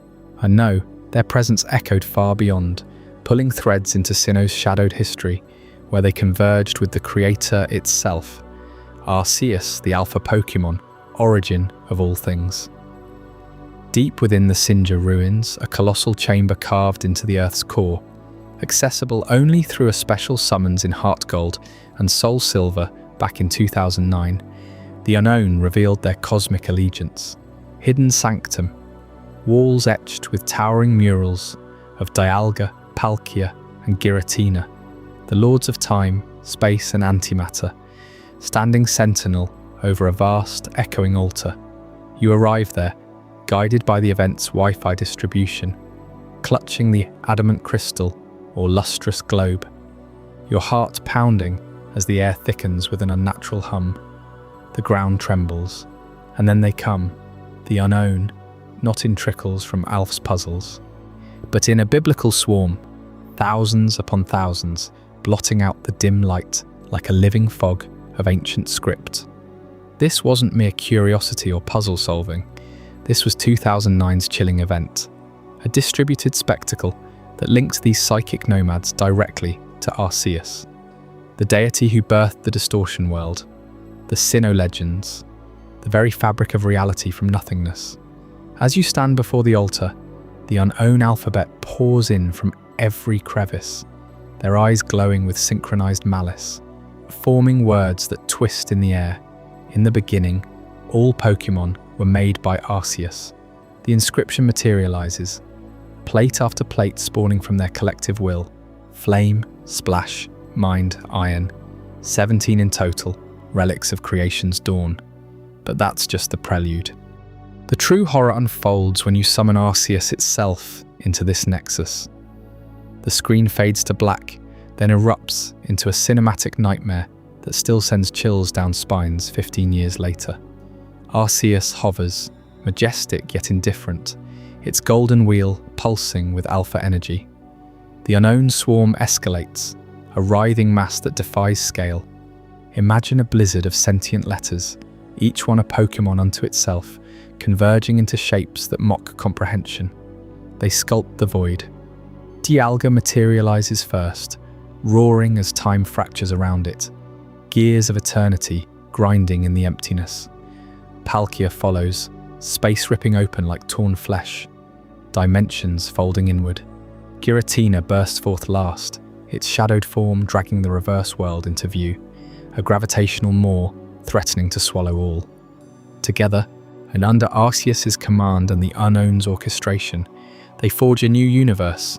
You witness it, stars igniting from nothingness, galaxies spiraling into birth, planets coalescing from cosmic dust, all rendered in that eerie, low-res glory of Nintendo DS graphics, yet so visceral it feels like peering into forbidden Genesis.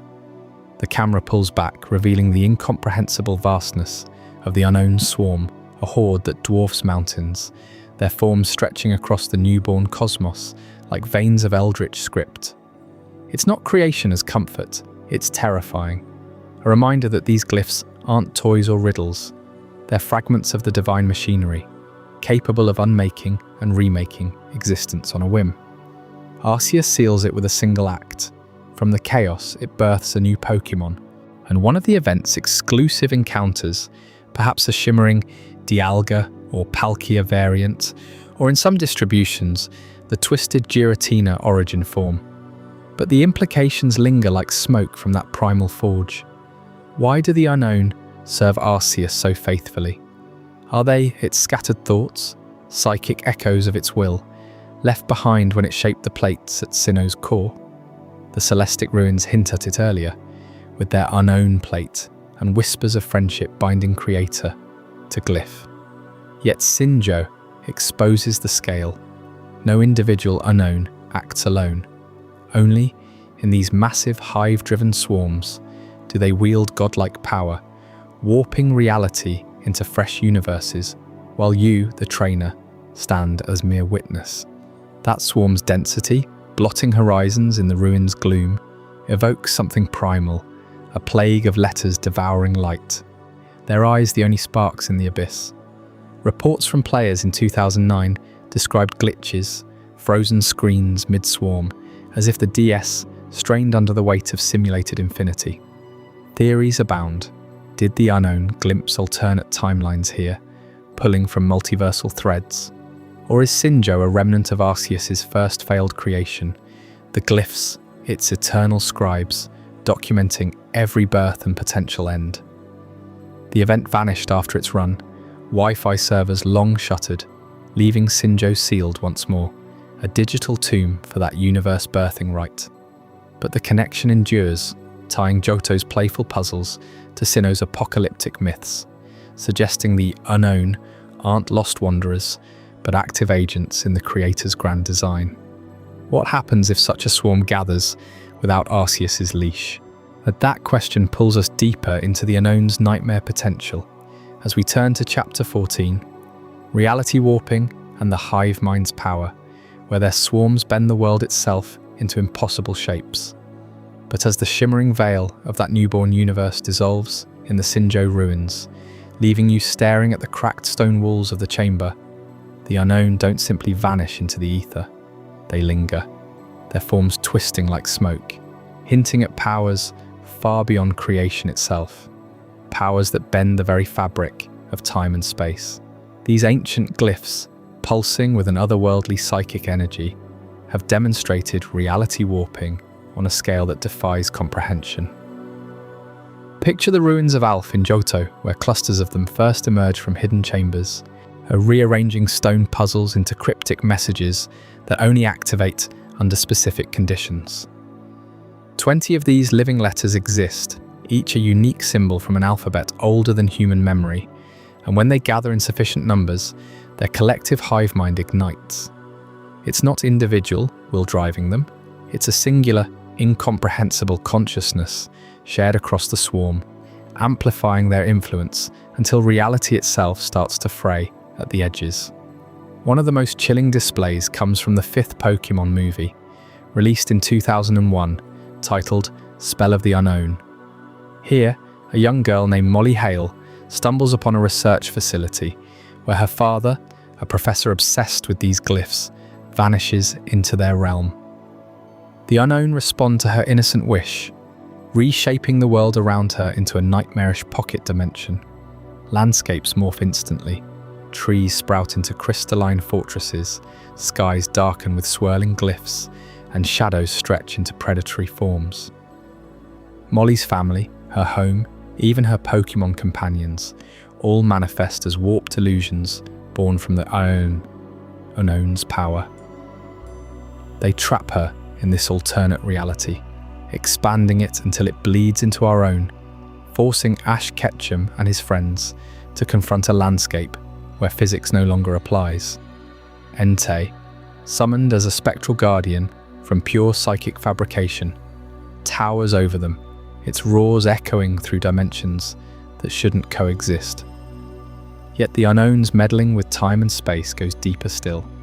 They've been witnessed pulling legendary beings across epochs, summoning Celebi, the time-travelling guardian of forests, directly into their domain. In certain event distributions tied to the games, particularly around the turn of the millennium, players reported glitches and anomalies where unknown hives inadvertently, or perhaps deliberately, yanked Celebi from its temporal hiding spots. Celebi, with its ability to traverse past and future, becomes a pawn in their games, flickering in and out of existence amid glyph storms. Why? The games never explain. Do the unknowns seek to harness Celebi's chronal essence to stabilize their rifts, or is it a mere side effect of their insatiable urge to rewrite existence? The Forest Guardian appears disoriented, its wings trembling as if scarred by paradoxes it was never meant to witness. And this hive mind dominance reaches its peak back in that 2009 Sinjo Ruins event from Heart Gold and Soul Silver.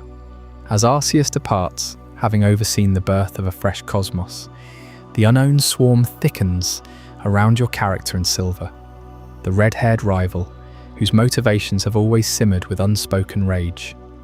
The air grows heavy, charged with static that prickles your skin even through the screen. Then, without warning, the glyphs project visions straight into your mind, hazy, fragmented scenes that pierce the veil of secrecy shrouding Silver's origins. You see Giovanni, the iron-fisted leader of Team Rocket, his silhouette unmistakable in that signature suit, barking orders in a hidden lair. But this isn't just any command, it's a revelation of paternity, cold and undeniable. Silver, it's that fierce trainer with his executives' Pokémon and vendetta against rocket grunts, is shown as Giovanni's son, abandoned perhaps, or hidden away to shield him from the organization's shadows. The Unknown etch this truth into reality itself, forcing it to surface like a wound reopening after years of suppression. Silver's eyes widen in the cutscene, his fists clenching as the glyphs swirl mockingly around him, their forms spelling out fragmented words in that ancient script: Father, Blood, Empire. Giovanni's distant gaze in the vision carries no warmth, only calculation, as if acknowledging a pawn he long discarded. How do the Unknown know this buried secret? Their psychic lattice must extend beyond physical space, delving into memories, bloodlines, even the unspoken regrets of those who wield power in the shadows. It's an eerie intrusion, turning a personal tragedy into a spectacle witnessed by player and rival alike. Silver storms off afterward, his worldview shattered, but the Unknown remain indifferent, their hive mind pulsing with detached curiosity. They don't judge or console, they simply expose, warp, and discard. These feats raise questions that claw at the edges of sanity. If the Unknown can summon Celebi across time streams, fabricate entire universes under Arceus's watch, and unearth familial horrors linking Johto's underworld kingpins, what limits their reach? Their appearances are sporadic, tied to ruins in Johto, Sinnoh's hidden temples, even faint echoes in later regions like Hisui, but always with purpose veiled in ambiguity. The Pokédex describes them as letters from a primordial language, symbols that gain power by gathering in groups, yet no entry hints at intent. Are they fragments of Arceus's original creation, echoes of the Big Bang scripted into living form, or harbingers of some eldritch force older than the creator god, toying with our reality like children with toys? In the anime's Spell of the Unknown arc, the swarm eventually collapses under the strain of their own expansion, retreating into dormancy after Molly rejects their illusory paradise. But dormancy isn't defeat, it's a lull.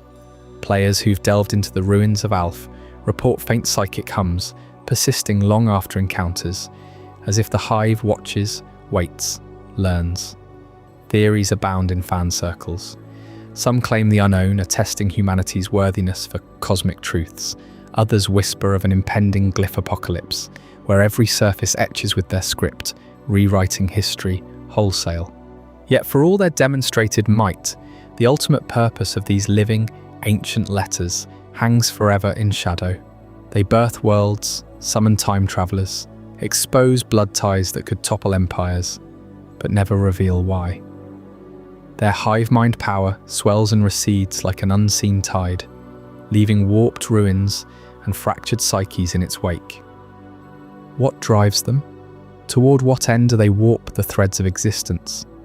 As we pull away from the Unknown's inscrutable gaze, our journey shifts to even darker horizons. Chapter 15, the Callos War's 3,000-year-old catastrophe, where an ancient weapons blast petrified an entire region in eternal stasis, and the true enemy remains a ghost from history's forgotten wars. What horrors slumbered through those millennia, waiting to awaken?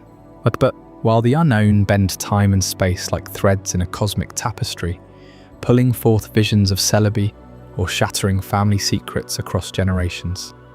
3,000 years ago, in the Callos region, a far more brutal force tore through the world, one born not of psychic glyphs, but of unrelenting steel, fire, and the screams of the dying. Callos, that elegant land of prism towers and blooming battlefields, wasn't always a place of fairy tale grace. Buried beneath its cobblestone streets and mist-shrouded peaks lies the scar of the Callos War, a cataclysm so vast it spanned continents and claimed lives beyond counting.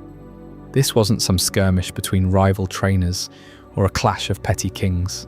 No, this was a global conflict, whispered about in the stone tablets of Lumios city's history books and etched into the petrified bones of forgotten armies. Picture vast legions marching under banners you can't even name, their Pokémon roaring in unison as they clashed against an enemy whose homeland remains a shadow on every map ever drawn. The war erupted without warning, pulling Callos into a vortex of destruction that lasted years, maybe decades. Cities crumbled under barrages of hyper beams and dragonfire. Forests that once whispered with the songs of Vivillon and Flabébé turned to ash-choked graveyards, where the skeletal remains of Agron and Tyrantrum lay twisted together in eternal combat. Rivers ran red, not with paint from some festival, but with the lifeblood of soldiers and civilians alike, staining the land in a hue that no amount of time could fully wash away. And the death toll? It defies the imagination. Millions perished, trainers torn from their families, Pokémon left to wander as orphans, entire bloodlines erased in single, thunderous battles. The air grew thick with the wail of ghost types born from the unrest, their translucent forms haunting the ruins long before the first eternal flower bloomed. At the heart of this apocalypse stood a man named Azid, a king whose grief would echo through eternity. He ruled Callos then, a figure of immense wealth and power, commanding armies that shook the earth. But when the war claimed his most beloved Pokémon companion, a faithful partner who'd stood by him through every charge and retreat, something inside Azir shattered beyond repair. That loss wasn't just personal, it was the spark that ignited his descent into madness. You see, Az didn't just mourn, he refused to accept it. In the shadowed halls of his palace, amid the flickering light of forges that never slept, he poured his fortune and genius into a forbidden creation, a machine capable of defying death itself. Not some crude revival herb or a legend's fleeting grace, but an ultimate engine of resurrection, designed to bring back every soul lost to the war's maw. Imagine the desperation, the sleepless nights sketching blueprints stained with tears, the alchemists chanting over glowing cores, all to cheat the grave on a scale no human had ever dared. Yet even as Az's machine took shape, humming with otherworldly energy drawn from the Earth's veins, the war raged on. Callos' forces pushed back with everything they had, but the enemy. That's the true horror gnawing at the edges of this tale. Who were they? From what shadowed region did they pour forth, their Pokémon warped by some unknown savagery? The lore is cruelly silent on this point. No name, no flag, no ruined capital to point to on the world map. Were they invaders from beyond the sea, hailing from a land swallowed by time? Some whisper of connections to Gala's blasted moors, or Paldea's ancient crater, places scarred by energies that mirror the Callos devastation. Others speculate a lost continent, its people twisted by forbidden evolutions or pacts with dark legendaries we dare not name.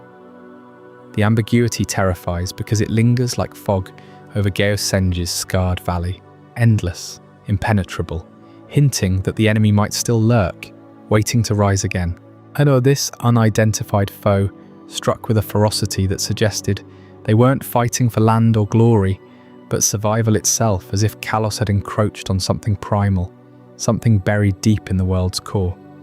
Their Pokémon were said to be unlike any catalogued, hulking behemoths with hides like midnight, eyes burning with a hunger that chilled even the bravest hearts. Callos responded in kind, unleashing waves of Steelix burrowing through enemy lines, Avalug fortresses shrugging off earthquakes and swarms of Beedrill darkening the skies. But for every victory, 10,000 more lives slipped away, fueling Az's obsession. His machine wasn't mercy, it was vengeance wrapped in delusion. a promise to every widow and orphan that death could be undone. And when the final battles loomed, with the world teetering on oblivion, that machine became the fulcrum upon which history pivoted. The scale of slaughter was so immense that it scarred the Pokémon themselves, wild herds fleeing in perpetual panic, some evolving mid-battle into forms hardened by endless loss. Z watched it all from his throne, his once noble face hollowed by sorrow, vowing that no parent would bury another child, no trainer, another partner. But resurrection, on such a level, it demanded power beyond kings, beyond gods, a power that would demand its own terrible price. As the dust of those ancient fields settles in our minds, we turn now to Chapter 16, the ultimate weapon and Zygarde's incomplete role, where the true nightmare of AZ's creation unfolds, revealing a guardian's fractured duty and a weapon that could unmake everything all over again. That machine AZ built, born from unimaginable grief over his lost Fluette, wasn't always a harbinger of doom. It started as a desperate bid for resurrection, channeling some profound, otherworldly energy to pull life back from the void. But as the Callos War raged on, swallowing countless souls in its fury, AZ's desperation twisted into something far darker. He repurposed it entirely, forging the resurrection device into the ultimate weapon, a colossal tower piercing the heavens at Lavender Town, humming with stolen life force, ready to unleash annihilation on a scale that would scar the world forever. Picture the transformation unfolding in the shadows of that endless conflict. Engineers and kings alike poured their forbidden knowledge into its core, amplifying its power with mechanisms that drew from the very essence of Pokémon and humans alike.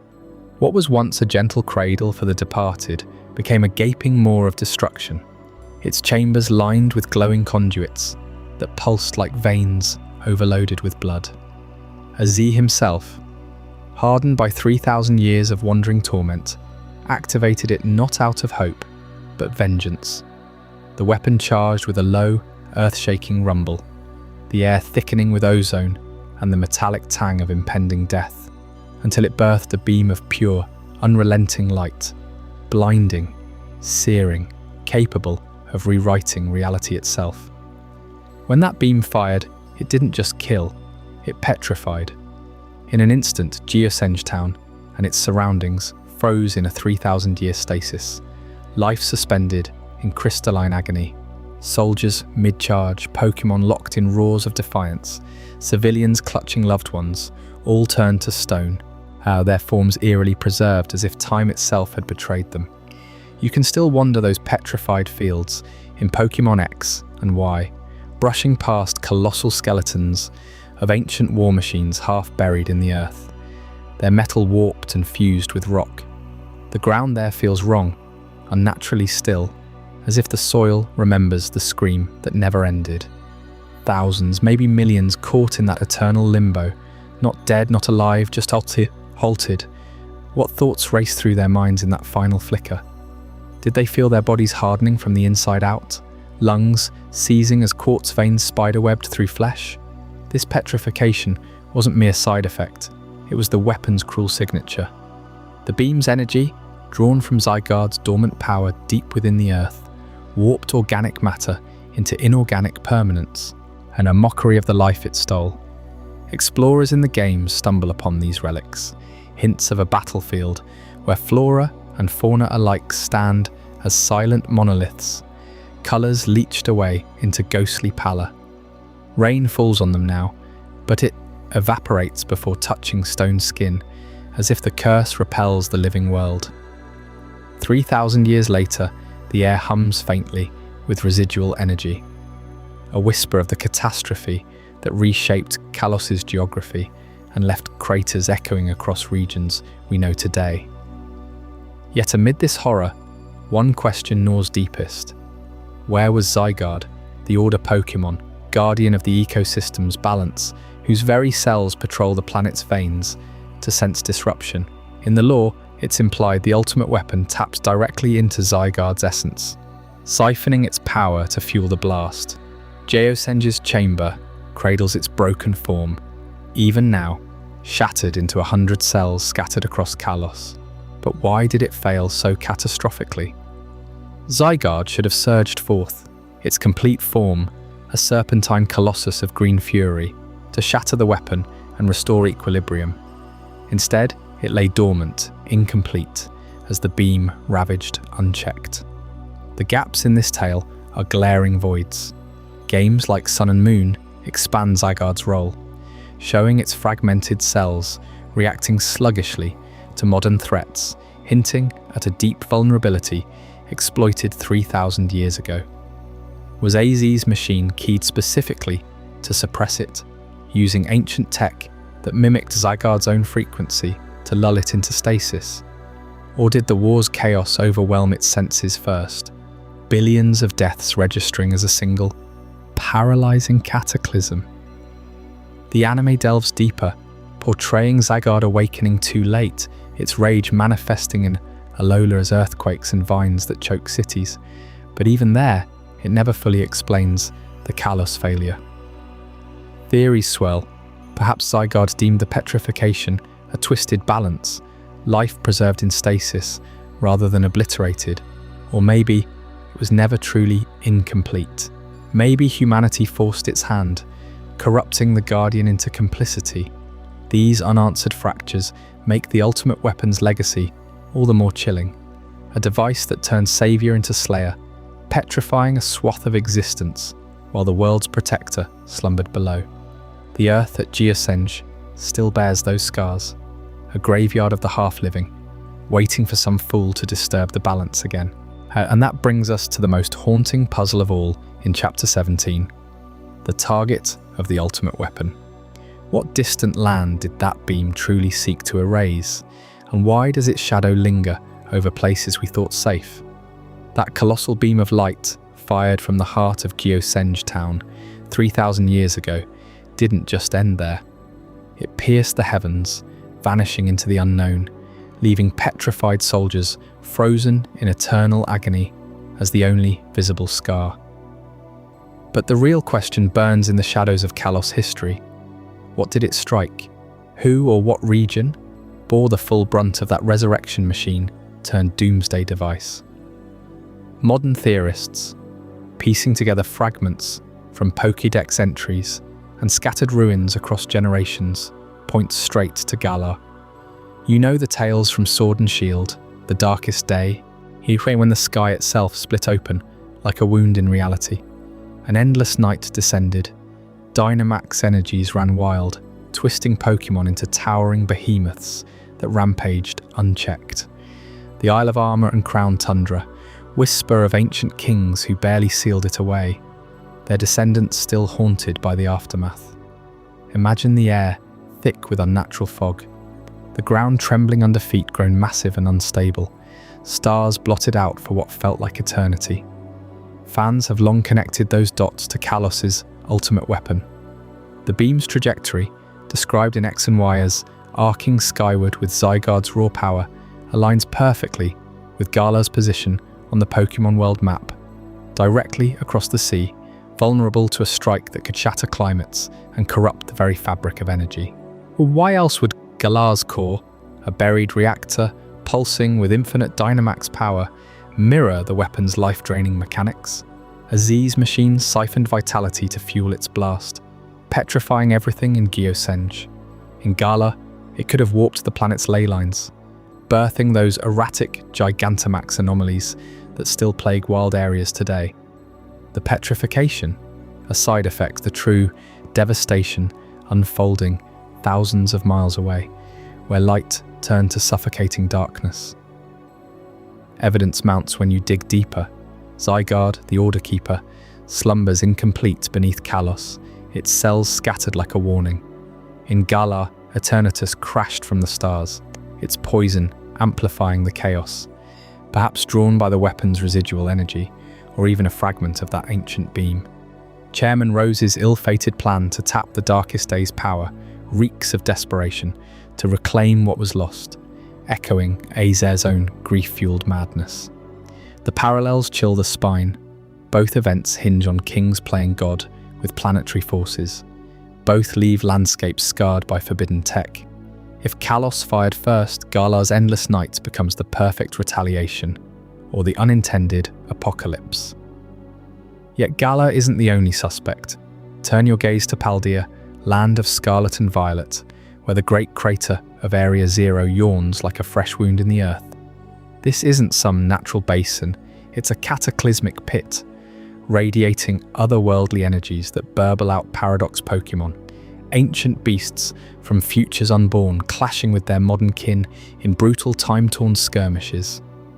The crater's edges glow with an unnatural sheen, a depthless and foreboding, hiding Professor Sada and Turo's doomed AI experiments in a veil of temporal fog. What if the ultimate weapon carved that scar? The beam's power, amplified by Zygarde cells, could have punched straight through the planet's crust, vaporizing armies and fusing timelines in its wake. Paldea's lore speaks of a catastrophic incident birthing the crater, shrouded in secrecy by the Academy's elite. Terrestrial phenomena, crystals blooming from Pokémon like jagged wounds, echo the weapon's petrifying light, twisting life into crystalline prisons. The paradoxes themselves scream of interference, future iron valiant with their mechanical gleam, prehistoric roaring moon, devouring shadows. A direct hit from Geosenge would explain it all. The raw energy ripping open rifts, spilling alternate eras into our own. Dive into the maps, and the geometry fits. Callos to Paldea lies in a plausible arc, the beam glancing off atmospheric shields before slamming home. Area Zero's depths pulse with the same infinite energy AZ harnessed, powering time machines that mirror his resurrection folly. Tira crystals, born from that incident, refract light like miniaturized weapon blasts, hinting at fallout radiation. And the victims? Entire ecosystems warped, civilizations erased, their echoes haunting Paldea's wilds as spectral anomalies. But here's the terror that lingers. No game dares confirm it. Game Freak leaves the target's identity a void, the beam's destination lost to 3,000 years of dust. Was it Gala's kings reduced to ash under eternal night? Paldea's ancestors swallowed by their own crater? Or some forgotten land? Had its name scrubbed from history, its people petrified, not in stasis but oblivion? Zygarde watches silently, cells reforming in secret, as if guarding the truth.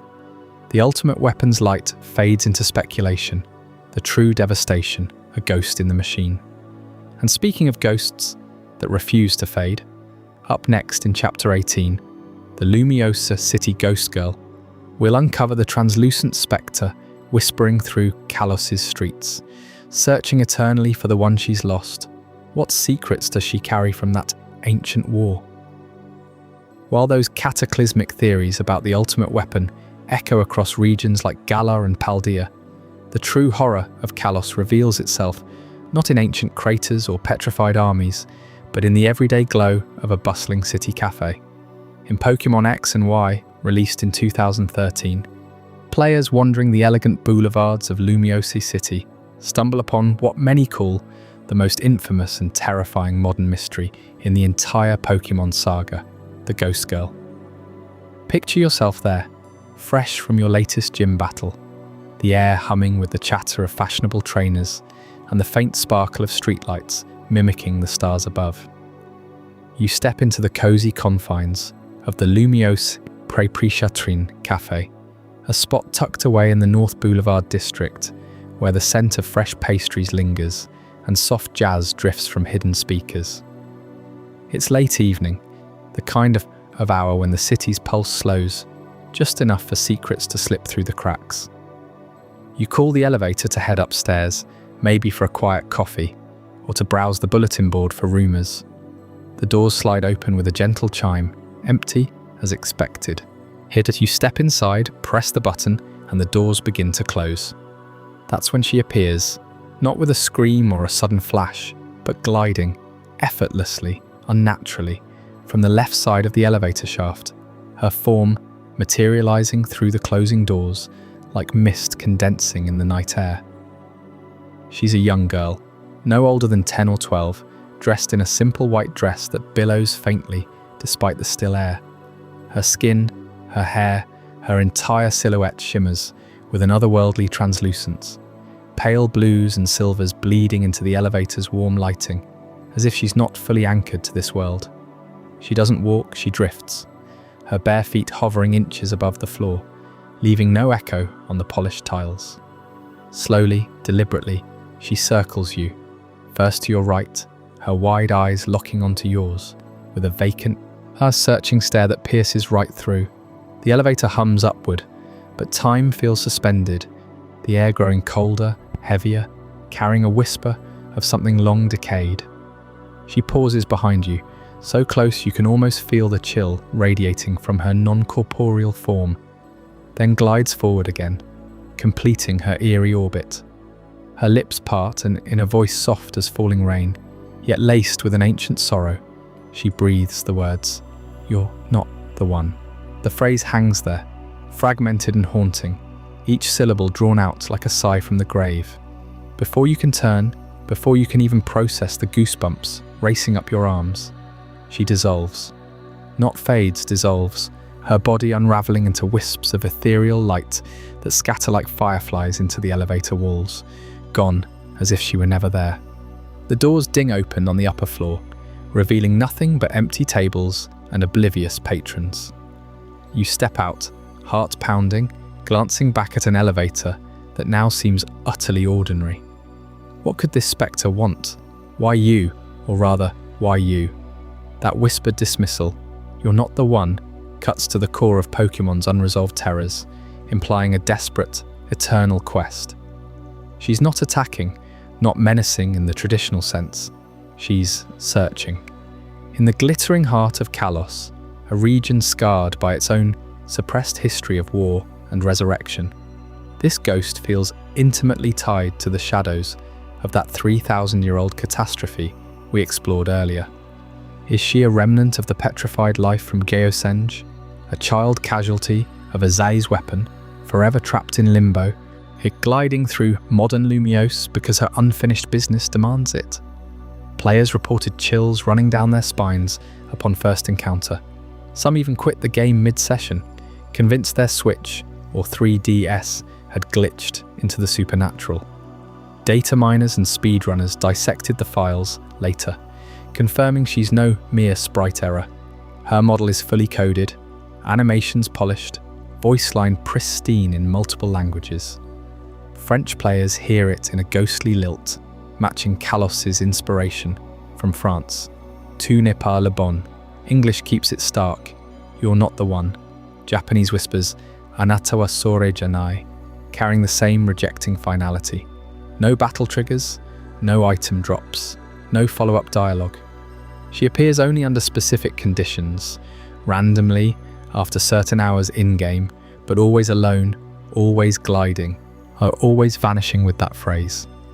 Theories abound, each more unsettling than the last. Some link her directly to the Callos War, positing she's the spirit of a girl caught in the ultimate weapons blast, her soul displaced across time, haunting elevators as liminal spaces between worlds, thresholds where the living and dead brush too close.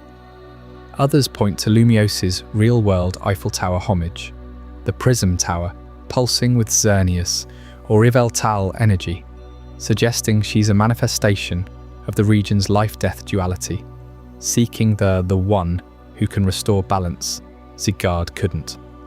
Could she be scouting for Aziz's lost floette, the flower that fueled his machine? Or perhaps a foreshadowing of Lysandra's doomed vision, dismissing trainers unworthy of his new world? Her translucence mirrors other Callos ghosts, the SS, Anunnaki's drowned passengers, or the reflectionless man in the same city, but none match her intimacy. She doesn't haunt from afar, you appraising, rejecting. That phrase echoes broader Pokemon existential dread. The Lavender Tower's motherless Marowak, Cubone's eternal grief, even the legendary beasts, reborn from ashes, yet forever marked by loss. You're not the one implies there a chosen soul out there, someone she's overlooked in her endless patrol. Who? The player in a parallel timeline?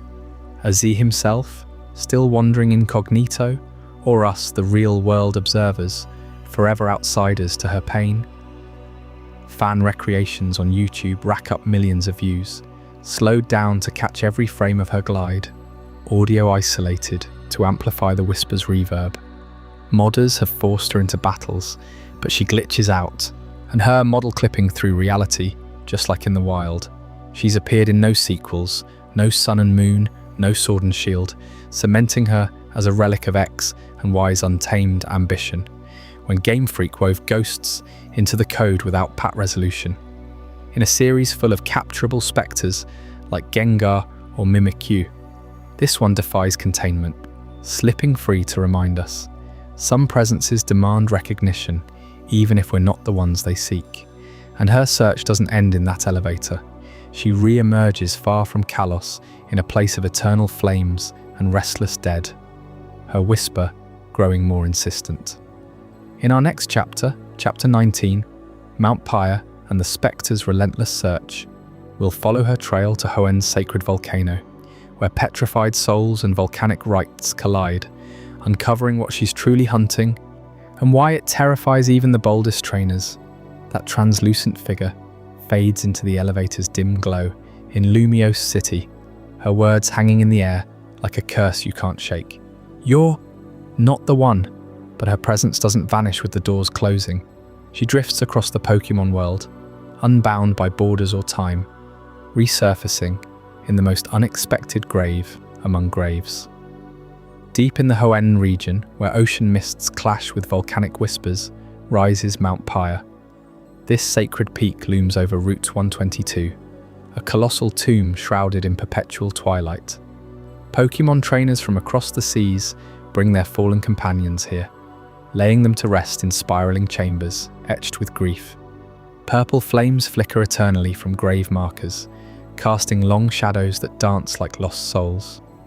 The air grows thick, heavy with the scent of incense and decay, as you ascend the winding exterior path, each step crunching over weathered stone. Graves line the ledges, some fresh with wilted flowers, others ancient, eroded by relentless rain. Hoen's people revere this mountain as the final sanctuary for the departed, a place where spirits linger, watching over the living. You push deeper inside, the temperature dropping sharply, your breath visible in the chill. Narrow corridors twist upward, illuminated only by those eerie violet fires that refuse to die. Whispers echo faintly, perhaps the wind, perhaps something more. Then you reach the elevator, a rusted cage suspended in the mountain's heart. You step in, the doors grind shut, and the ascent begins with a low, mechanical groan. That's when she appears. The same ghostly girl materializes from nowhere, her form semi-transparent, dress flowing as if caught in an unseen current. She glides around you in the confined space, her eyes hollow yet piercing, searching your face with desperate intensity. The elevator rattles higher, and her lips part. You're not the one. The exact same phrase, word for word, delivered in that same ethereal hush. No variation, no acknowledgement of the years or the distance. She dissolves into mist as the doors open to the summit chamber, leaving you alone atop a vista of endless graves, the sea crashing far below.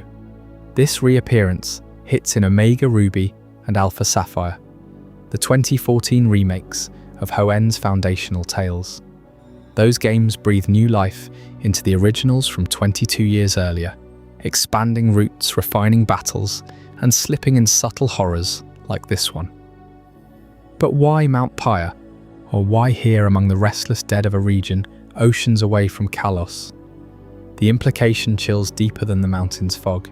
She's not a local spirit tied to Hoen's lore.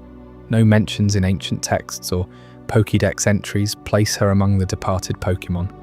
She's an intruder, a wanderer from Callos, her search pulling her across the world like a tether to some unfinished vow. Consider the timing. In Pokémon X and Y, released just a year prior in 2013, she haunts Lumios as a fresh enigma, her whisper fresh off the developer's pens. Yet in the remakes dropped into Hoen's timeline, which unfolds in a world where Callos' ancient war scars still fester, she repeats herself verbatim. No evolution in her plea, no sign she's found peace. It's as if time means nothing to her. She's trapped in an eternal loop, replaying her vigil across generations of games, dooming herself to rejection after rejection. Every trainer who steps into that elevator becomes not the one, dismissed in an instant, while she resets and waits for the next. What could drive a spectre to such relentless pursuit? Her phrase screams of longing for a lover, a sibling, a commander lost to catastrophe, and the shadows of Callos' past offer the darkest answer. Recall the war that ravaged that region 3,000 years ago, the ultimate weapons beam, petrifying armies in Guyana's crater. Life frozen in stasis, souls unmoored, wandering the veil between worlds. Could she be one of them? A casualty plucked from the petrified masses, her body turned to stone, but her essence freed, or cursed, to roam. Maybe the one she's seeking is the soul who activated the weapon, or the last face she saw amid the chaos.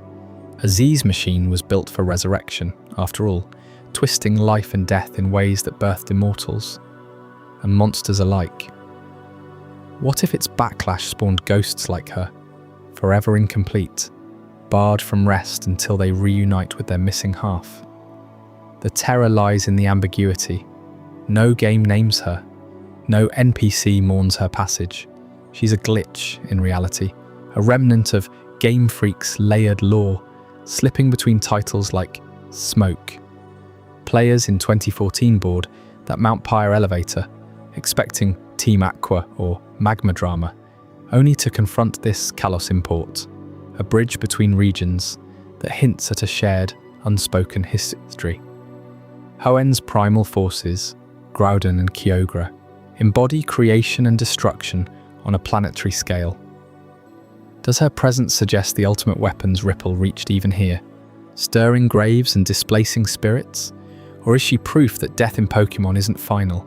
It's a half-life of endless searching, where the departed haunt not out of malice, but profound, aching isolation. Imagine stepping off that summit, the purple flames reflecting in your eyes, her whisper echoing in your mind. She's still up there, in every playthrough, gliding through that cage, dismissing you, and every trainer who dares climb Mount Pyre. Her search endures, unyielding, a spectre adrift in a world that moved on without her. What soul could fulfill that plea? And how many more elevators hide similar watchers, waiting in the code's forgotten corners?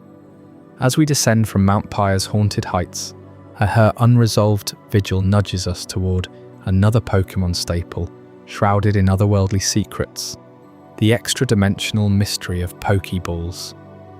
What truly happens when you call your partner back inside? I hope you're as amazed by this as I am. If you want to stay updated on more content like this, make sure to subscribe and join our community of curious minds. Trust me, what's coming next will challenge everything you thought you knew. That ghostly whisper lingers in the air of Mount Pyre, doesn't it? You're not the one, a spectre bound to her search, repeating her plea across games and years, trapped in some unfinished loop of existence. But what if that kind of eternal confinement isn't just for phantoms haunting remakes? What if it's the everyday reality for every Pokémon you've ever captured? Think back to the very first time you tossed a Pokeball in Pokémon Red and Green.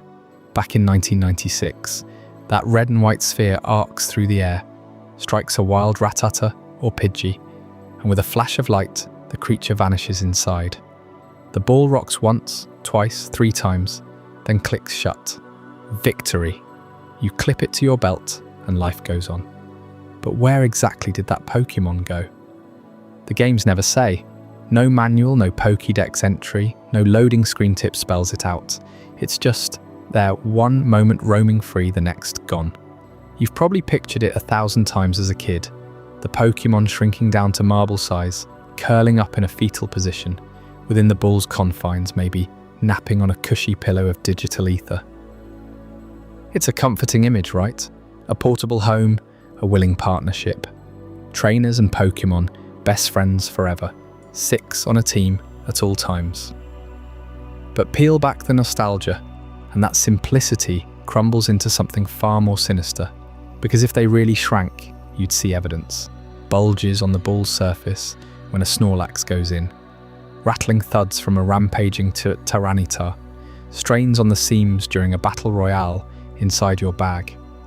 Nothing. The balls stay perfectly smooth, perfectly still, no matter the beast within.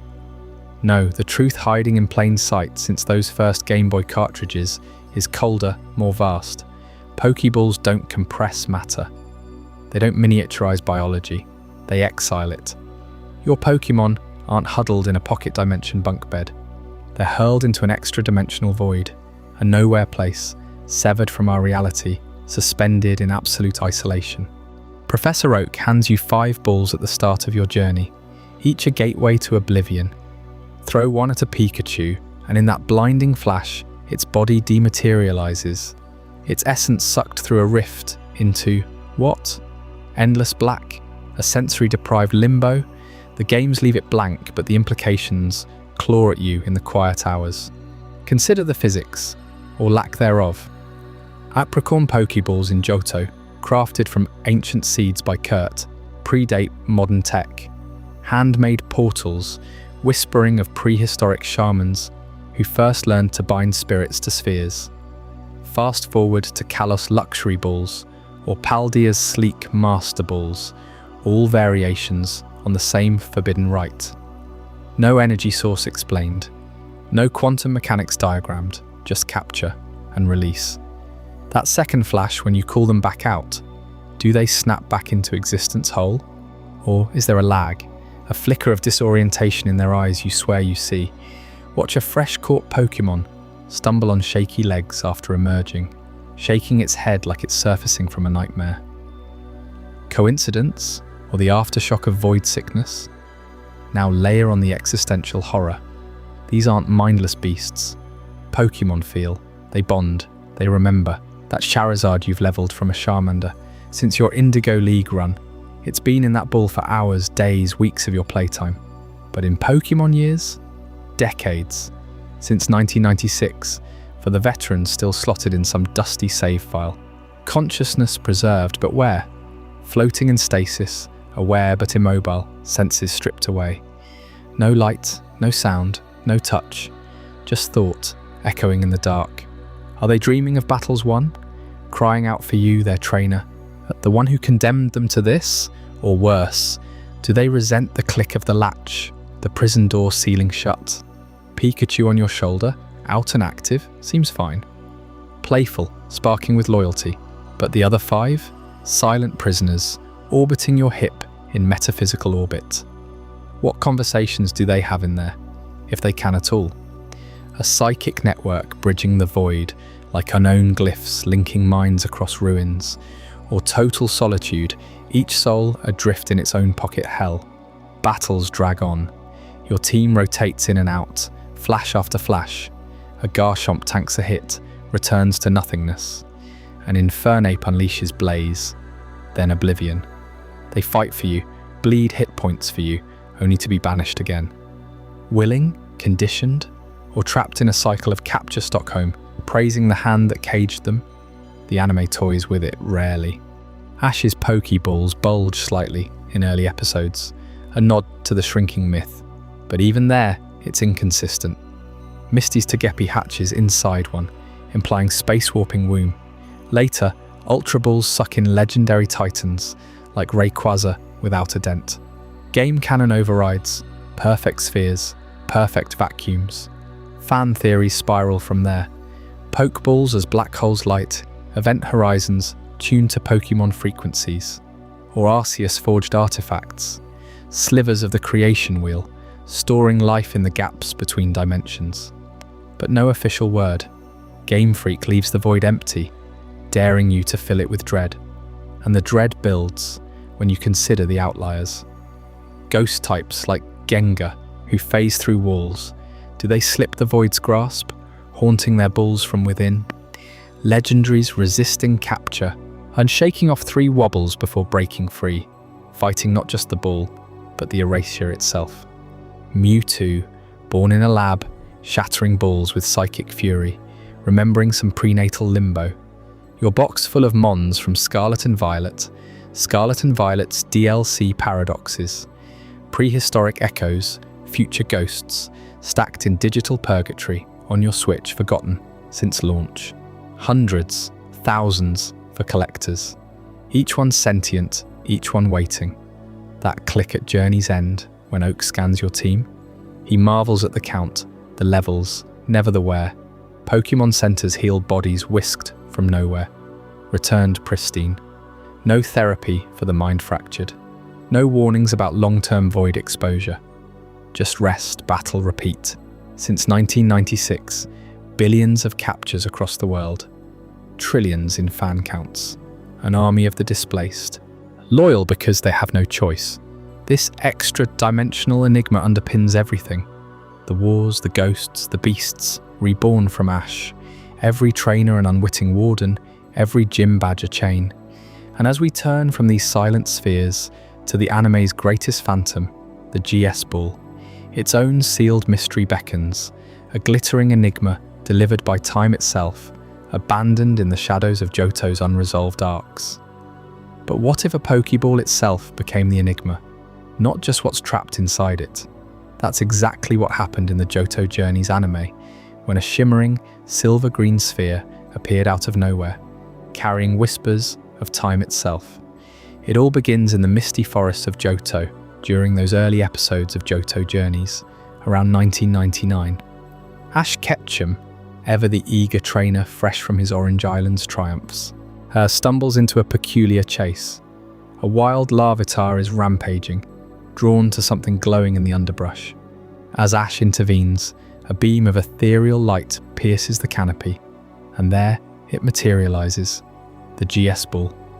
Not your standard red and white capture device, but a flawless orb etched with intricate golden markings, pulsing with an otherworldly energy that defies every known Pokeball design. No one knows what GS stands for.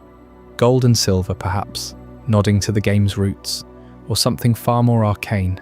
Ash catches it almost by accident, sealing whatever mystery dwelled within. But from that moment, the ball refuses to open. Not for him, not for Professor Oak back in Pallet Town, not for anyone. You can feel the weight of it in Ash's hands as he carries it across Johto's winding paths, past the serene lake of rage and the shadowed depths of the Ilex forest. The anime lingers on its enigma, episode after episode.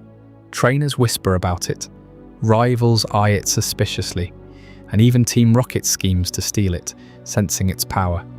But the true dread seeps in when Kurt, the kindly Pokeball craftsman of Azalea Town, takes a look. This old master, who forges great balls and ultra balls from apricorn seeds with ancient precision, stares at the GS Ball in baffled reverence. He examines its seamless surface, probes its unyielding lock, runs tests in his hidden workshop beneath the forest floor. Nothing. It defies the very essence of Pokeball mechanics we've questioned. Does it hold a Pokemon in extra-dimensional limbo, or something that warps time altogether? Kurt packs it carefully, promising answers.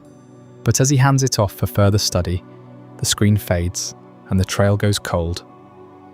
Here's where the connection to Celebi snaps into focus, like a glitch in reality's fabric. Celebi, the mythical time travel Pokemon, guardian of forests across eras, is no stranger to Johto's lore. Its Pokédex entry speaks of vanishing and reappearing whimsically through time, leaving forests blooming in its wake, or withering in neglect. The GS Ball wasn't just any artifact, it was Celebi's own vessel, dropped into the present from some fractured timeline. Clues pile up in the anime's subtext. The ball's arrival coincides with temporal disturbances, glimpses of future events, Pokemon behaving as if they've seen ghosts of tomorrow. Ash's journey with it feels haunted, every rustle in the leaves hinting at Celebi's unseen presence, watching, waiting.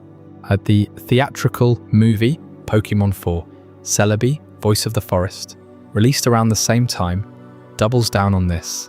There, Celebi drags Ash into a vortex of past and future, battling human greed that poisons time itself. The GS Ball ties directly in, a promotional bridge meant to propel the anime arc forward. Fans buzzed with anticipation. Would opening it unleash Celebi, reveal a new legendary, rewrite Johto's history? Yet, after Kurt's involvement, in a twist more chilling than any ghost story, the GS Ball vanishes from the narrative entirely. No explanation, no follow-up. The plotline, pregnant with time travel terrors, echoes of doomed futures, forests trapped in endless loops, Ash himself caught in paradoxes, simply evaporates.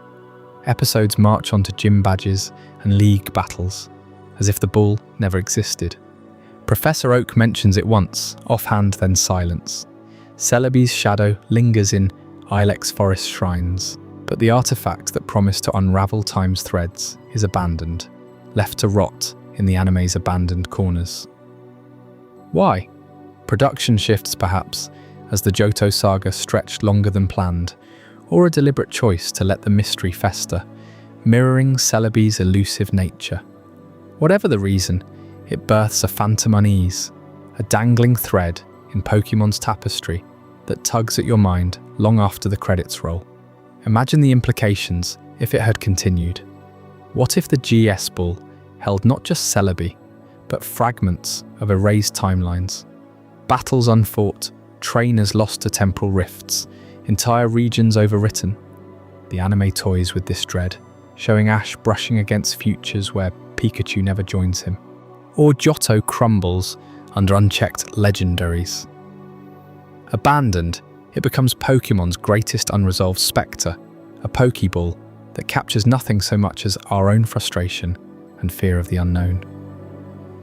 In a series built on journeys toward answers, the GS Ball stands as a mocking void, its golden etchings now faded in memory, whispering that some doors stay sealed forever. This lingering abandonment sets the stage perfectly for another anime phantom that's haunted fans even longer. Coming up in Chapter 22, Ash Ketchum's father and the unseen trainer. What secrets does that absent figure hold? And why has his identity stayed buried for over 2 decades? But as the GS Ball's shimmering mystery faded into the ether of Johto's forests, abandoned without explanation after Kurt received it from Celebi, as another void in Ash Ketchum's life yawned even wider, one that had haunted the anime from its very first episode. Ash's father, the man who vanished before his son could even remember his face. You remember that opening scene, don't you? 10-year-old Ash bursting out of bed in Pallet Town on the morning of his Pokemon journey, his mother Delia waving goodbye from the doorstep. No father in sight, no mention of where he went or why, just a casual line from Delia later on, letting slip that Ash's dad was once a Pokemon trainer himself, setting off on his own adventure years before. And that was it, a single breadcrumb dropped into the vast wilderness of the series, left to wither for decades. From the Indigo League in 1997, through the Orange Islands, Johto Journeys, Hoen, Sinnoh, Unova, Callos, Alola, and now into the sprawling Gala and Paldea arcs, over 25 years of episodes, movies, specials, and spin-offs. Hundreds upon hundreds of stories unfold. Ash battles gym leaders, conquers leagues, bonds with legendary Pokemon like the mythical Lugia or the time-shifting Dialga. He faces down evil teams, uncovers ancient ruins, even glimpses alternate dimensions. Yet his father? A ghost. Not a single sighting, not a phone call, not even a faded photograph on the mantle. It's as if the writers etched him out of existence entirely, leaving Ash forever the boy without a guiding hand from the man who should have been his first mentor. This absence gnaws at you the longer you think about it. In a world where orphaned Pokemon like Cubone wear their grief as helmets, and ghostly spirits like the Lumiosi girl wander eternally seeking the one, Ash's story mirrors that same profound loss, but amplified, personal. Why build your hero around this hole in his heart and never fill it? Fans have pored over every frame, every subtitle, hunting for clues. Early episodes hint at a promise. Delia speaks of him returning someday, fueling Ash's own drive to become a Pokemon master, just like Dad. But seasons pass. Ash grows, or at least stays eternally 10 in spirit, and the father, nowhere. Then comes the broken vow that still sends chills down the spines of longtime viewers. The movie Spell of the Unknown, released in 2000, smack in the middle of the Johto saga. As the Unknowns swarm over Greenfield, twisting reality with their eldritch letters, the end credits roll with a director's commentary from Masamitsu Hidaka. He drops this bombshell. Ash's father will appear in Season 5, clear as day, a deliberate tease, timed perfectly after years of build-up. Season 5. That's Master Quest, the climax of Johto. Fans tuned in, hearts pounding, expecting the reveal. It never happened. Not a glimpse. The arc ends with Ash's bittersweet league defeat, no paternal figure emerging from the crowd. The promise evaporates, leaving only questions. Was it a translation glitch, a scrapped script, or something darker, a deliberate choice to let the mystery fester, mirroring the terror of abandonment in Pokemon's underbelly? Hidaka himself later danced around it in interviews, saying plans changed, but the damage was done. That commentary became a relic, and a haunting echo from the year 2000, proving even the creators toyed with unveiling the unseen trainer and backed away. Theories exploded from there, each more unsettling than the last. The darkest ones tie straight into Pokemon's criminal shadows. What if Ash's father is Giovanni, the iron-fisted boss of Team Rocket? Picture it. A top trainer goes rogue, climbs the ranks of the underworld, fathers a son in secret with Delia, maybe during a mission in Kanto. Giovanni's Persian, that loyal beast at his side, could even nod to family ties.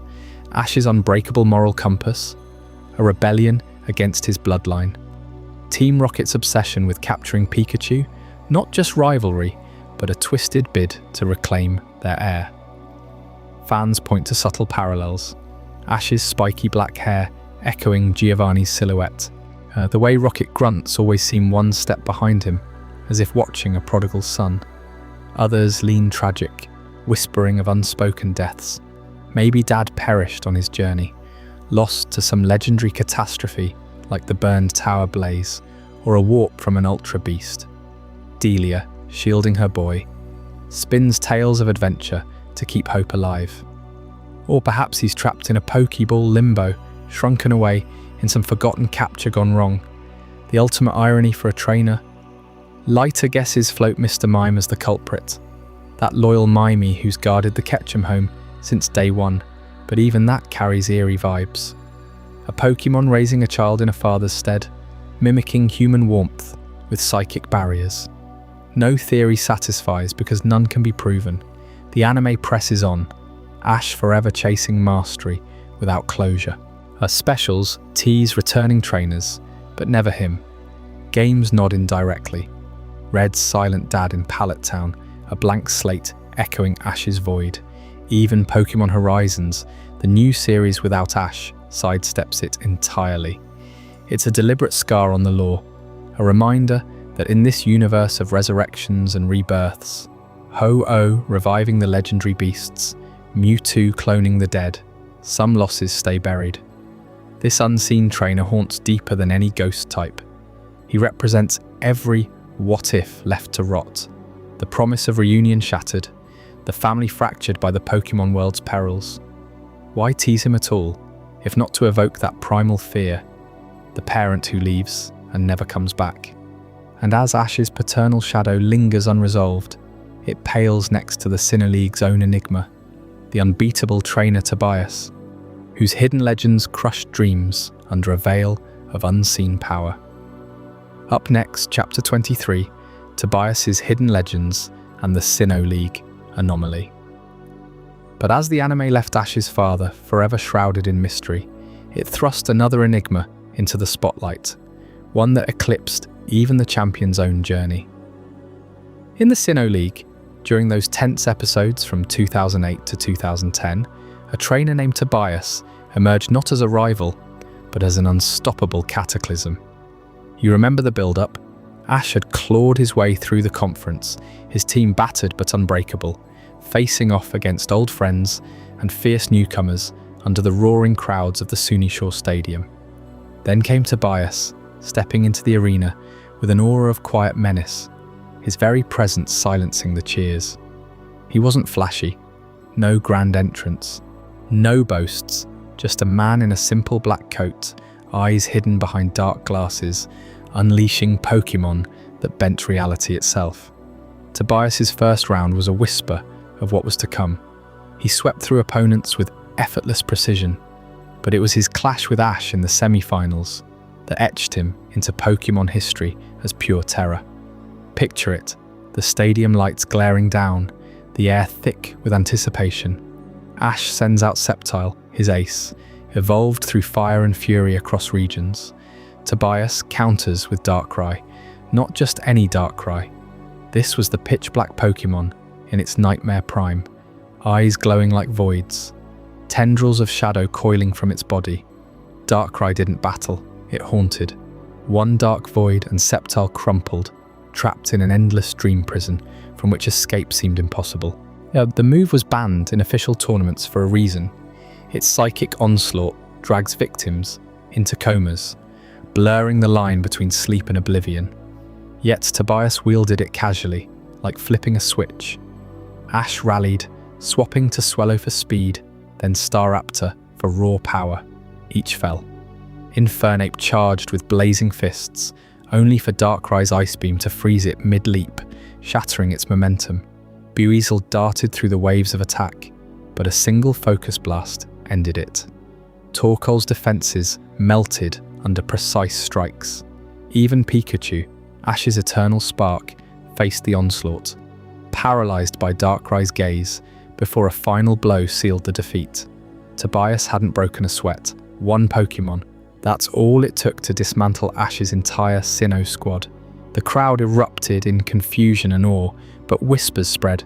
Who was this guy? How could one legendary carry him this far? And that was before the full horror unfolded. The finals amplified the anomaly. Tobias's opponent, a strong contender named Jim, brought a balanced team. Futile. Darkrai dismantled them too, its silhouette slicing through the night like a scythe. Then, with victory all but assured, Tobias recalled his star and released Latios. The Eon Pokémon materialized in a blaze of blue light, wings humming with psionic energy. Latios wasn't filler, it was overkill. One Luster Purge vaporized Jim's last hope, securing the championship in a display that felt less like a tournament and more like a divine judgment. Two legendaries, or mythicals, depending on the lore, deployed without hesitation. Darkrai, guardian of New Moon Island, a being so elusive that even Cynthia, Sinnoh's elite champion, reveres its power. Latios, rare sibling to Latias, roaming the skies of Hoen with speed that defies physics. These aren't tools for a casual battler. They're forces of nature, whispered about in ancient texts, capable of warping time and dreams. Now, consider the sheer impossibility of Tobias commanding them so effortlessly. In the Pokémon world, legendaries choose their bonds. Look at trainers like N, whose empathy unlocked Zekrom or Steven Stone, who earned Metagross's loyalty through stone-cold precision, but even they don't juggle multiple gods. Tobias? He treats Darkrai and Latios like standard team members. No Pokeball struggles, no rampages, no moral quandaries. How did he capture them? The anime drops no hints, no epic quests on Forbidden Islands, no pacts with guardians. He just has them. A Darkrai's Pokédex entry speaks of it wandering in perpetual half-sleep, avoiding humans lest its nightmares infect the world. Latios, ever vigilant protector, merges with trainers only in dire need, as seen in the movies. Yet here, Tobias holds their leashes loosely, unleashing apocalypse on demand. It's as if he bypassed the rules entirely, pulling these entities from some shadowed realm where allegiance means nothing. This casual dominance raises chills because it shatters the anime's power scale. Ash spent years bonding with Pikachu alone, facing gym leaders who prize strategy over strength. Cynthia's Garchomp could topple mountains, yet even she bowed to Tobias off-screen. The writers framed him as an anomaly, a trainer so beyond norms that his full team remained hidden. 6 slots. We've seen 2. What lurks in the other 4? The implications twist into nightmare fuel. Speculation runs wild. Another Darkrai? Legends don't duplicate easily, but Tobias defies logic. Dialga or Palkia, time-space warpers from Sinnoh's creation myth. He could have frozen the league in temporal stasis, or crushed arenas into singularities, or Rayquaza, the sky-high dragon, whose megaform devours ozone. Imagine that descending on Sunny Shore. Theories deepen the dread. Some fans point to Tobias as a mythbuster, proving humans can enslave pantheons without consequence. Others see him as a foil to Ash's growth, a reminder that true power hides in obscurity, but the unseen quartet haunts most. Did he hold back Giratina, the renegade from the distortion world, whose shadow could unravel reality? Or Cresselia, Darkrai's lunar counterpart, balancing nightmares with sweet dreams? Ironic, given his rampage. Perhaps Arceus itself, the Alpha, disguised in humility. Whatever they were, their absence screams louder than any roar. Why hide them? Fear of imbalance? Or certainty that Darkrai and Latios suffice to humble champions? Tobias vanished post-victory. No interviews, no celebrations. The anime moved on, leaving his team a void. No rematches, no origins. In a series built on heart and hustle, he embodied cold supremacy, an unstoppable force that exposed the fragility of every trainer's dream.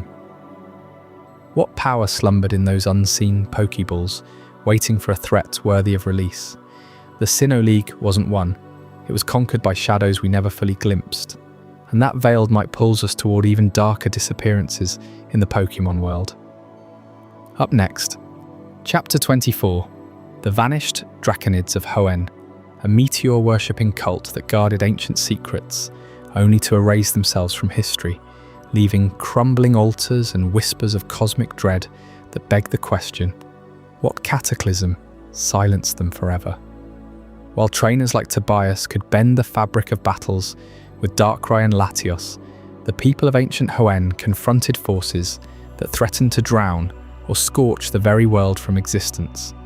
Deep within the shadowed crags of Meteor Falls, where cascading waterfalls roar eternally into abyssal pools, the Draenids once carved out their existence. These were no ordinary folk. They were dragon worshippers, guardians of the sky-high serpent, Rayquaza, their bodies etched with scales and their eyes gleaming with the fervour of those who commune with gods. High above the mist-shrouded chasms, they tended shrines hewn from meteorites, whispering chants that echoed like thunder through the dripping caverns. Rayquaza, the alpha dragon coiled around the ozone layer itself, was their deity, their protector, the one force capable of staring down the primal chaos of the earth and seas.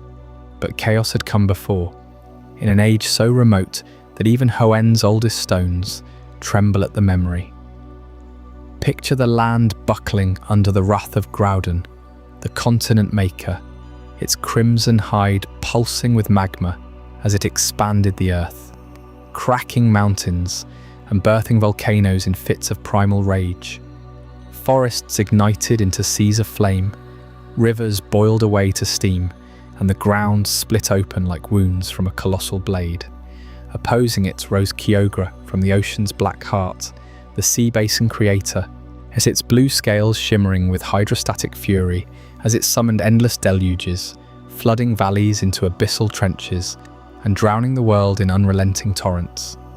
The skies blackened, the air grew thick with salt and ash, and every living thing, from towering relicanth to scurrying wormpool, fled or perished in the cataclysm. This was no mere storm. It was the super-ancient war, a biblical clash where land and sea sought mutual annihilation, the planet itself convulsing in agony. Continents shifted overnight, climates inverted in hours, and Hoenn, once a cradle of life, became a graveyard of petrified waves and fossilized dunes. Amid this apocalypse, the Draenids did not flee. They ascended. Legends etched into the walls of Meteor Falls speak of their high priestess, clad in draconic armor forged from fallen stars, summoning Rayquaza from its stratospheric throne.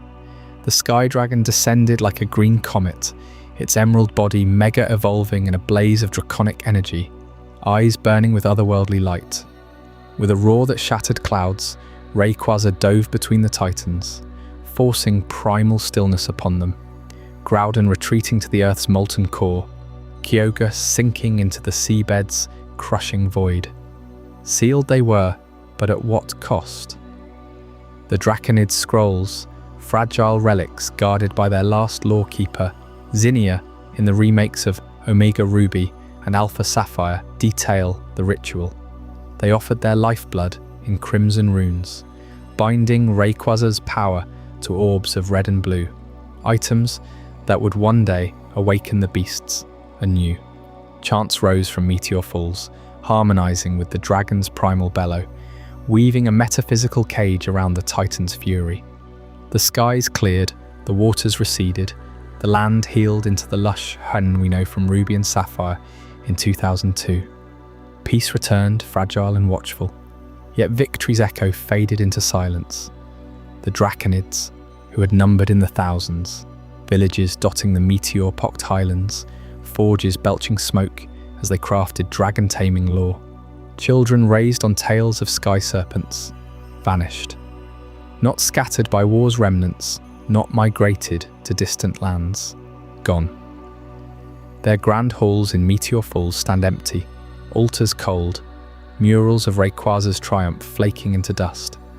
No bones litter the caves, no overgrown ruins mark their settlements.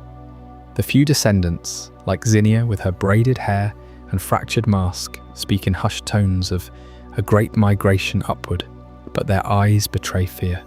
Did Rayquaza claim them as eternal servants, spiriting them to the ozone's heights?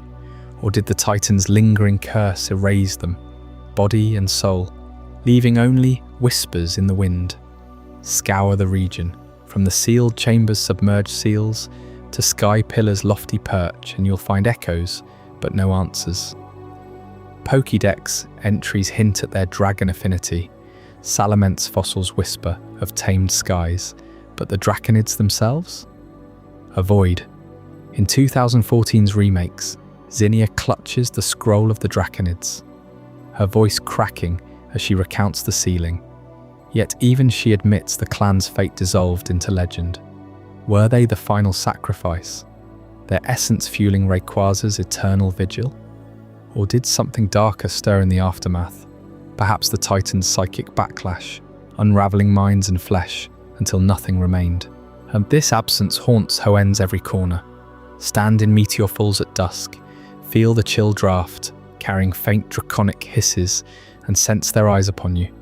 Watchful, waiting.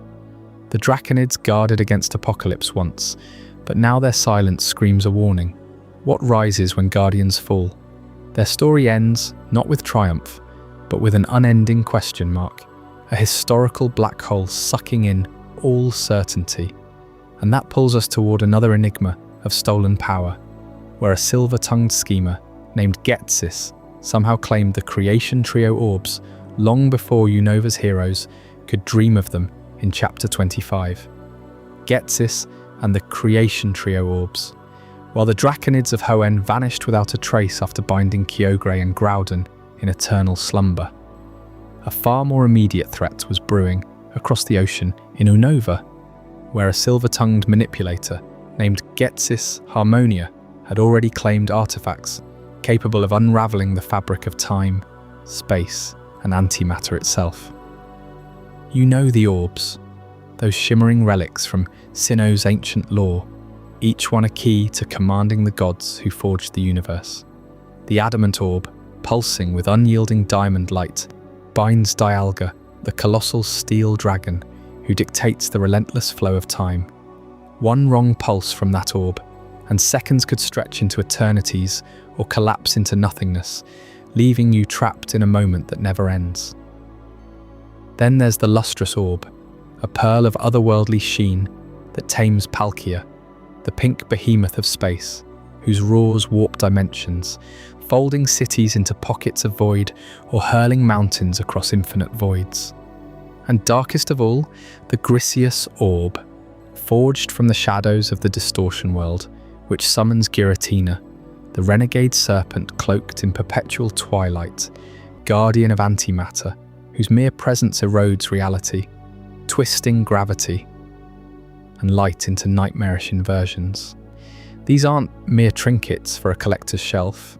In the hands of Sinnoh's trainers, they're tools of last resort, hidden away after the events of Platinum, guarded by elders in Celestic Town or buried in the depths of Mount Coronet. Legends whisper that even Arceus, the alpha Pokémon, entrusted their creation to humanity only as a dire safeguard, knowing one misuse could echo the chaos of creation's dawn or its unravelling. Yet here, in the pristine streets of Lavender Town, at the dawn of your black and white journey, Getsis parades them openly during Team Plasma's grand liberation speeches, dangling the trio like forbidden fruit before his indoctrinated followers. How? That's the void at the heart of this mystery, the one that chills deeper than any distortion world rift. Getsis didn't stumble upon them in some forgotten Unnovan cave. These orbs hailed from Sinnoh, thousands of miles away, artifacts so sacred that even Cynthia, the region's champion, would stake her life on their security. No public records exist of thefts from the ruins, no whispers from spear pillar pilgrims about intruders cloaked in Team Plasma's 7-star cloaks. In the games released in 2010, you never witnessed the acquisition. It's simply fact, etched into Plasma's inventory before the first gym badge even gleams on your bag. Picture the unseen operations that must have unfolded. Getsis, with his piercing green eye and voice like poisoned honey, commanding shadows to infiltrate Sinnoh under the cover of international trainer exchanges or fabricated research expeditions. Did his 7 sages, those hooded enigmas like Gorm and Rude, slip into the Hall of Origin's fringes, bribing or breaking guardians who now lie silenced forever? Or worse, did they delve into forbidden rituals, echoing the Red Chain's blood-soaked forging by Cyrus, but twisted for Plasma's noble cause of Pokémon freedom? The orbs respond only to those of pure intent, or so the lore insists, yet Getsis wielded them effortlessly, suggesting a darkness in his soul that resonated with their primal fury. Consider the implications if you'd arrived just a heartbeat too late. Getsis's true plan, unmasked in the finale atop the Dragon Spiral Tower, wasn't mere Pokémon liberation. It was conquest with Kyurem as his puppet emperor. But imagine those orbs in play alongside the DNA splicers. Dialga's time mastery could rewind battles, trapping heroes like you in infinite loops of defeat. Palkia's spatial rifts might teleport entire armies to inescapable voids, erasing resistance from existence. And Giratina? Unleashed fully, it could drag Unova into the distortion world wholesale, a realm where physics inverts, platforms float in gravitational defiance, and every shadow harbours a hunger for the living world. The terrifying lengths he went to surface in fragments. In Black and White's code, the orbs are preloaded in Plasma's possession from the outset, implying acquisition predates your adventure by months, perhaps years. Whispers from the anime and manga hint at Getsis's global network, sages dispatched to Sinnoh during the Heart Gold and Soul Silver era around 2009, when the region's legends were freshly stirred by events at Sinjo ruins. Did they exploit the chaos of Arceus's brief rampage, swiping the orbs amid the distraction? Or orchestrate vanishings akin to Hoen's Draenids? Sinnoh elders gone missing, their shrines desecrated under moonless skies? Getsis's monologues betray the obsession. He speaks of perfecting the world, his laughter echoing as Hydreigon looms, but those orbs were his ace, hidden until the endgame. In sequels like Black 2 and White 2, he still covets legendaries, fusing Kyurem with Zekrom or Reshiram, but the creation trio remains his early prize, a testament to predations we never see. The theories swirl in fan dissections, black market trades with galactic remnants, or Getsis, himself journeying incognito, his Zoroark illusions cloaking thefts from Stark Mountain's depths. Each possibility evokes a web of espionage, assassinations, and eldritch pacts, all for power that could eclipse even the ultimate weapon's beam. What haunts most is the silence from Sinnoh. No champions raise alarms, no Interpol bulletins flash across Pokegear networks. Cynthia continues her ruins vigils as if untouched. Yet the orbs mock her from afar in Getsis' grasp. This gap screams cover-ups. Perhaps Plasma's grunts posed as scholars, unearthing replicas laced with dark energy, or true horrors. Human sacrifices mirroring Cubone's maternal tragedies, binding the orbs through taboo rites forbidden since Hisui's ancient wars. You feel it in the code's cold efficiency, the way the orbs boost plasma legendaries in battles you avert. Getsis didn't just want control, he craved dominion over creation's architects, a villain who bridged regions in secret, harvesting gods while preaching virtue. The implications ripple outward.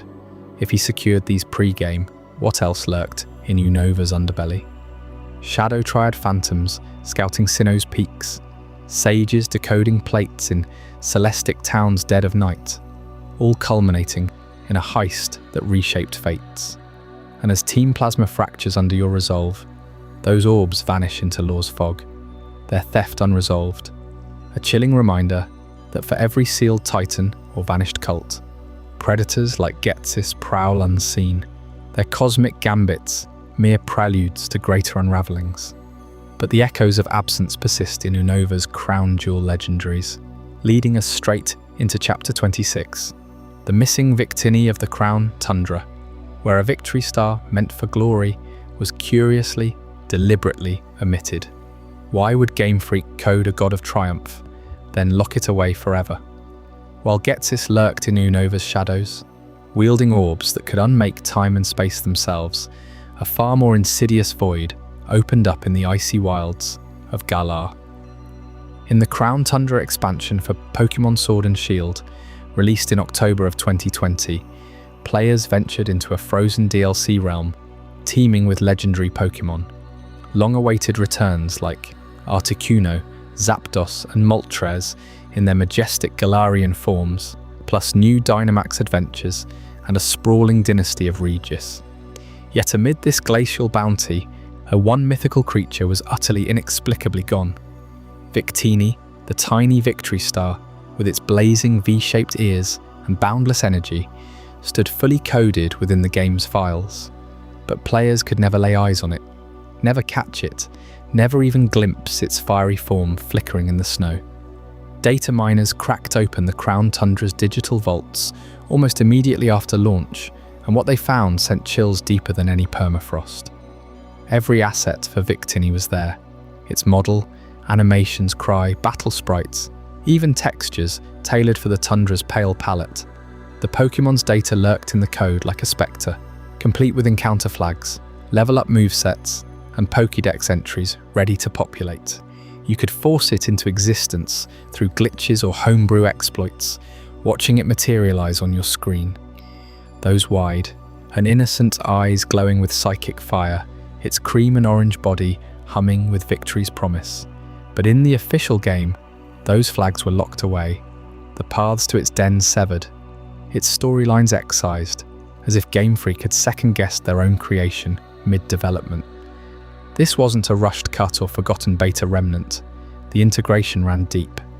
Victini's files referenced specific Crown Tundra locations, the frigid sea's hidden coves, the massive crown-shaped peak looming over Freezington.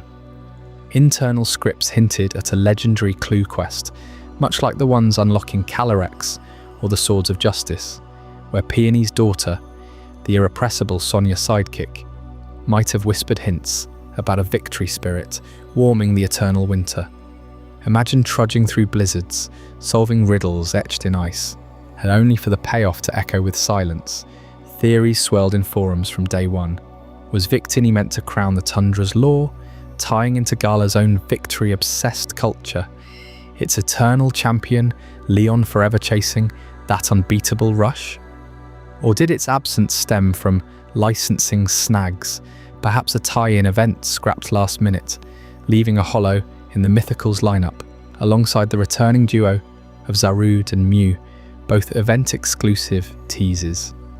The erasure feels profoundly wrong, like stumbling into a ghost town where every building stands intact, doors ajar, hearths still warm, but no souls stir within.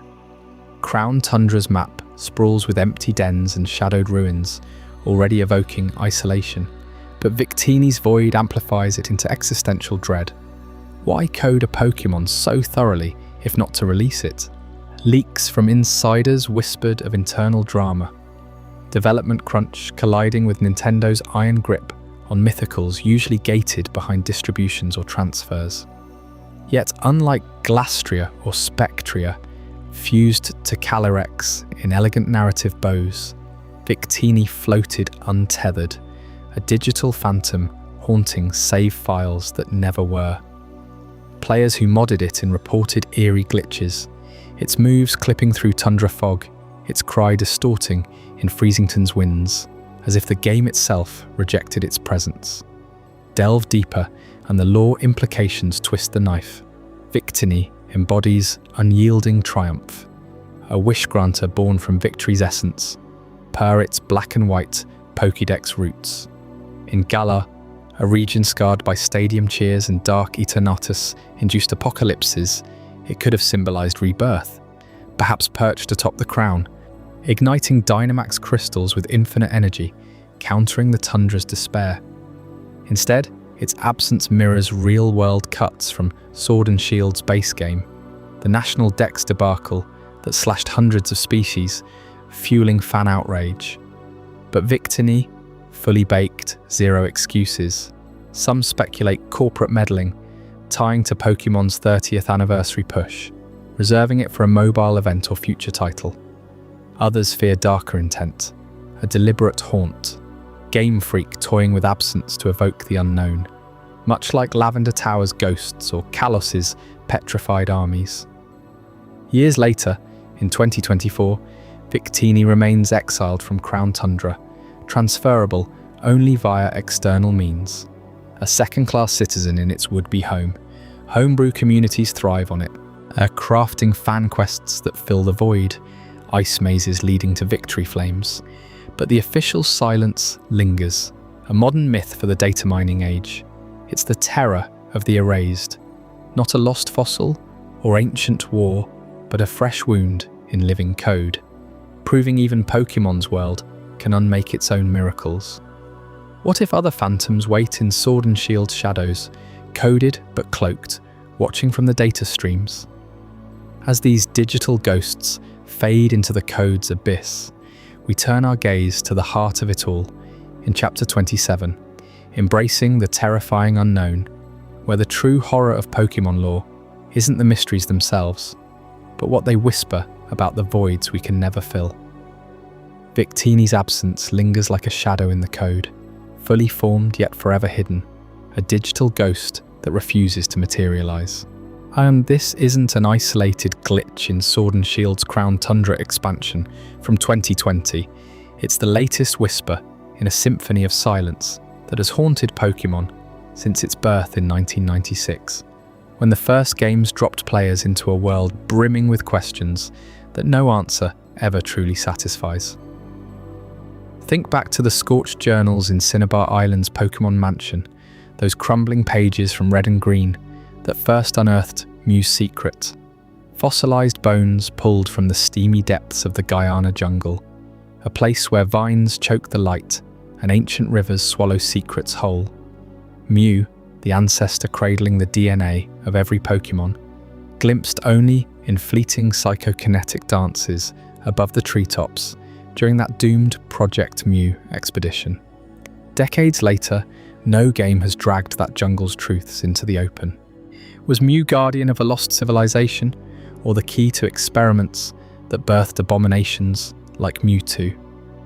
The expedition's survivors vanished into footnotes, leaving you to wander those rainy ruins in your mind, hearing distant calls that pull you deeper into the green abyss. That same primal dread clings to Cubone, the lonely orphan whose mask is no costume, but the bleached skull of its own mother. Pokédex entries have etched this horror since 1996, painting a child weeping milky tears under Lavender Tower's perpetual fog, where a ghostly Marowak rises, club raised, against Team Rocket's poachers. How does the skull pass from cooling corpse to infant's helm? Does Cubone evolve into something Kangaskhan-like, forever fused with maternal bone? The tower's epitaphs offer no solace, only the endless cycle of bereavement. It's where the dead refuse to stay buried, their echoes rattling chains in your dreams. Johto's burned tower, in gold and silver, 1999, crumbles under the weight of another resurrection rite. Raiku's thunder cracks the night, Entei's flames lick the stars, Suicune's crystal streams purify the ash. But from what? Unknown beasts slain in that inferno, their forms undefined until Ho-Oh's rainbow wings breathed life anew. Scarlet and Violet's paradox variants from 2023 twist the knife further, hinting at prehistoric shadows that shouldn't exist alongside these reborn legends. Were they dragged from time's furnace, or something older, avian gods playing with fire across eras? The tower's ruins smoulder still, exhaling smoke that carries unanswered howls. Deeper into Sinnoh's ruins, the unknowns swarm like living runes, as psychic glyphs from gold and silver that warp reality itself. Celestic Town's plates murmur of friendship, but the Sinjo Ruins event in Heart Gold and Soul Silver's 2009 remakes unleashes their true terror, summoning Celebi from time's folds, or revealing Giovanni's blood tie to Silver. Hive-minded, they orbit Arceus, the creator whose gaze birthed universes, yet their purpose dangles unresolved. Do they etch the world's code, or unravel it thread by thread? Stare too long at their alphabetic eyes, and the veil thins, dimensions bleeding into your sleep. Callos in X and Y, 2013, drowns you in war's petrified aftermath. Geosenge's crater hides the ultimate weapon's scar, a Zygarde-fueled beam that froze life in 3,000-year stasis during a conflict with some nameless foe. The Ghost Girl glides into Lumios City's elevator, her translucent form brushing past with a chilling, "You're not the one," reappearing on Mount Pyre's windswept graves in Omega Ruby and Alpha Sapphire. Casualty of that ancient blaze, soul adrift, seeking her fated redeemer. Links to Gala's wastes or Paldea's craters tease global cataclysms, but Zygarde's fractured role, guardian or destroyer, fades into anime echoes, unresolved across generations. The anime amplifies this void. Ash's father, dangled since Indigo League in 1998, a trainer whose journey mirrors his son's but leads, where Spell of the Unknown's 2000 commentary vowed a Season 5 unveiling, yet decades dissolve into speculation. Giovanni's shadow? Mr. Mime's eerie vigil? Then Tobias storms the Sinnoh League, 2008 to 2010. Darkray's nightmare gaze and Latios's azure blur crushing Ash, his other 4 Pokémon veiled Eternals. G.S. Ball, Celebi's glowing enigma from Johto Journeys, 1999 to 2000, slips from Kurt's hands into oblivion, time travel threads frayed and forgotten. These threads weave tighter with quieter chills. Pokeballs since 1996, do they compress flesh to atoms or shunt souls to pocket voids? Hoen's Draenids evaporate after sealing Kyogre and Gruden's primal rage in Ruby and Sapphire 2002. Getsis clutches Dialga, Palkia and Giratina's orbs before Black and White's 2010 dawn. Gary's Raticate swaps for a Gyarados at Pokemon Tower's graveyard in Red and Blue 1998, a rodent's unmarked grave amid the headstones. Across 27 years of games and anime, heard from Kanto's labs to Paldea's stars, this is Pokemon's true terror. Not monsters slain, but mysteries that multiply in the dark. No patch resolves Mew's jungle. No DLC unmasks the Ghost Girl. No sequel buries Cubone's grief. The absence gnaws, a cosmic itch where answers should bloom. Existential dread blooms eternal. The franchise's history, a tapestry of implications. Deaths implied, wars half told, legends half seen. They thrive on what isn't said, pulling you into the franchise's heart, an endless void where every Pokédex line hints at horrors beyond the screen. As your eyelids grow heavy, let this unknown cradle you. The Guyana mists, Lavender's wails, Callos' stasis. They swirl unresolved, a lullaby of what we'll never know. Pokemon's lore isn't a puzzle solved, it's the thrill of the edge, the terrifying embrace of shadows that stretch forever. Drift now into that void, where mysteries whisper on, safe in their perfect ambiguity. What did you think of this journey? I'd love to hear your thoughts in the comments below. If this changed your perspective or taught you something new, consider subscribing for more mind-expanding content. And if you know someone who would find this as fascinating as you did, share it with them. These are the kind of conversations that matter.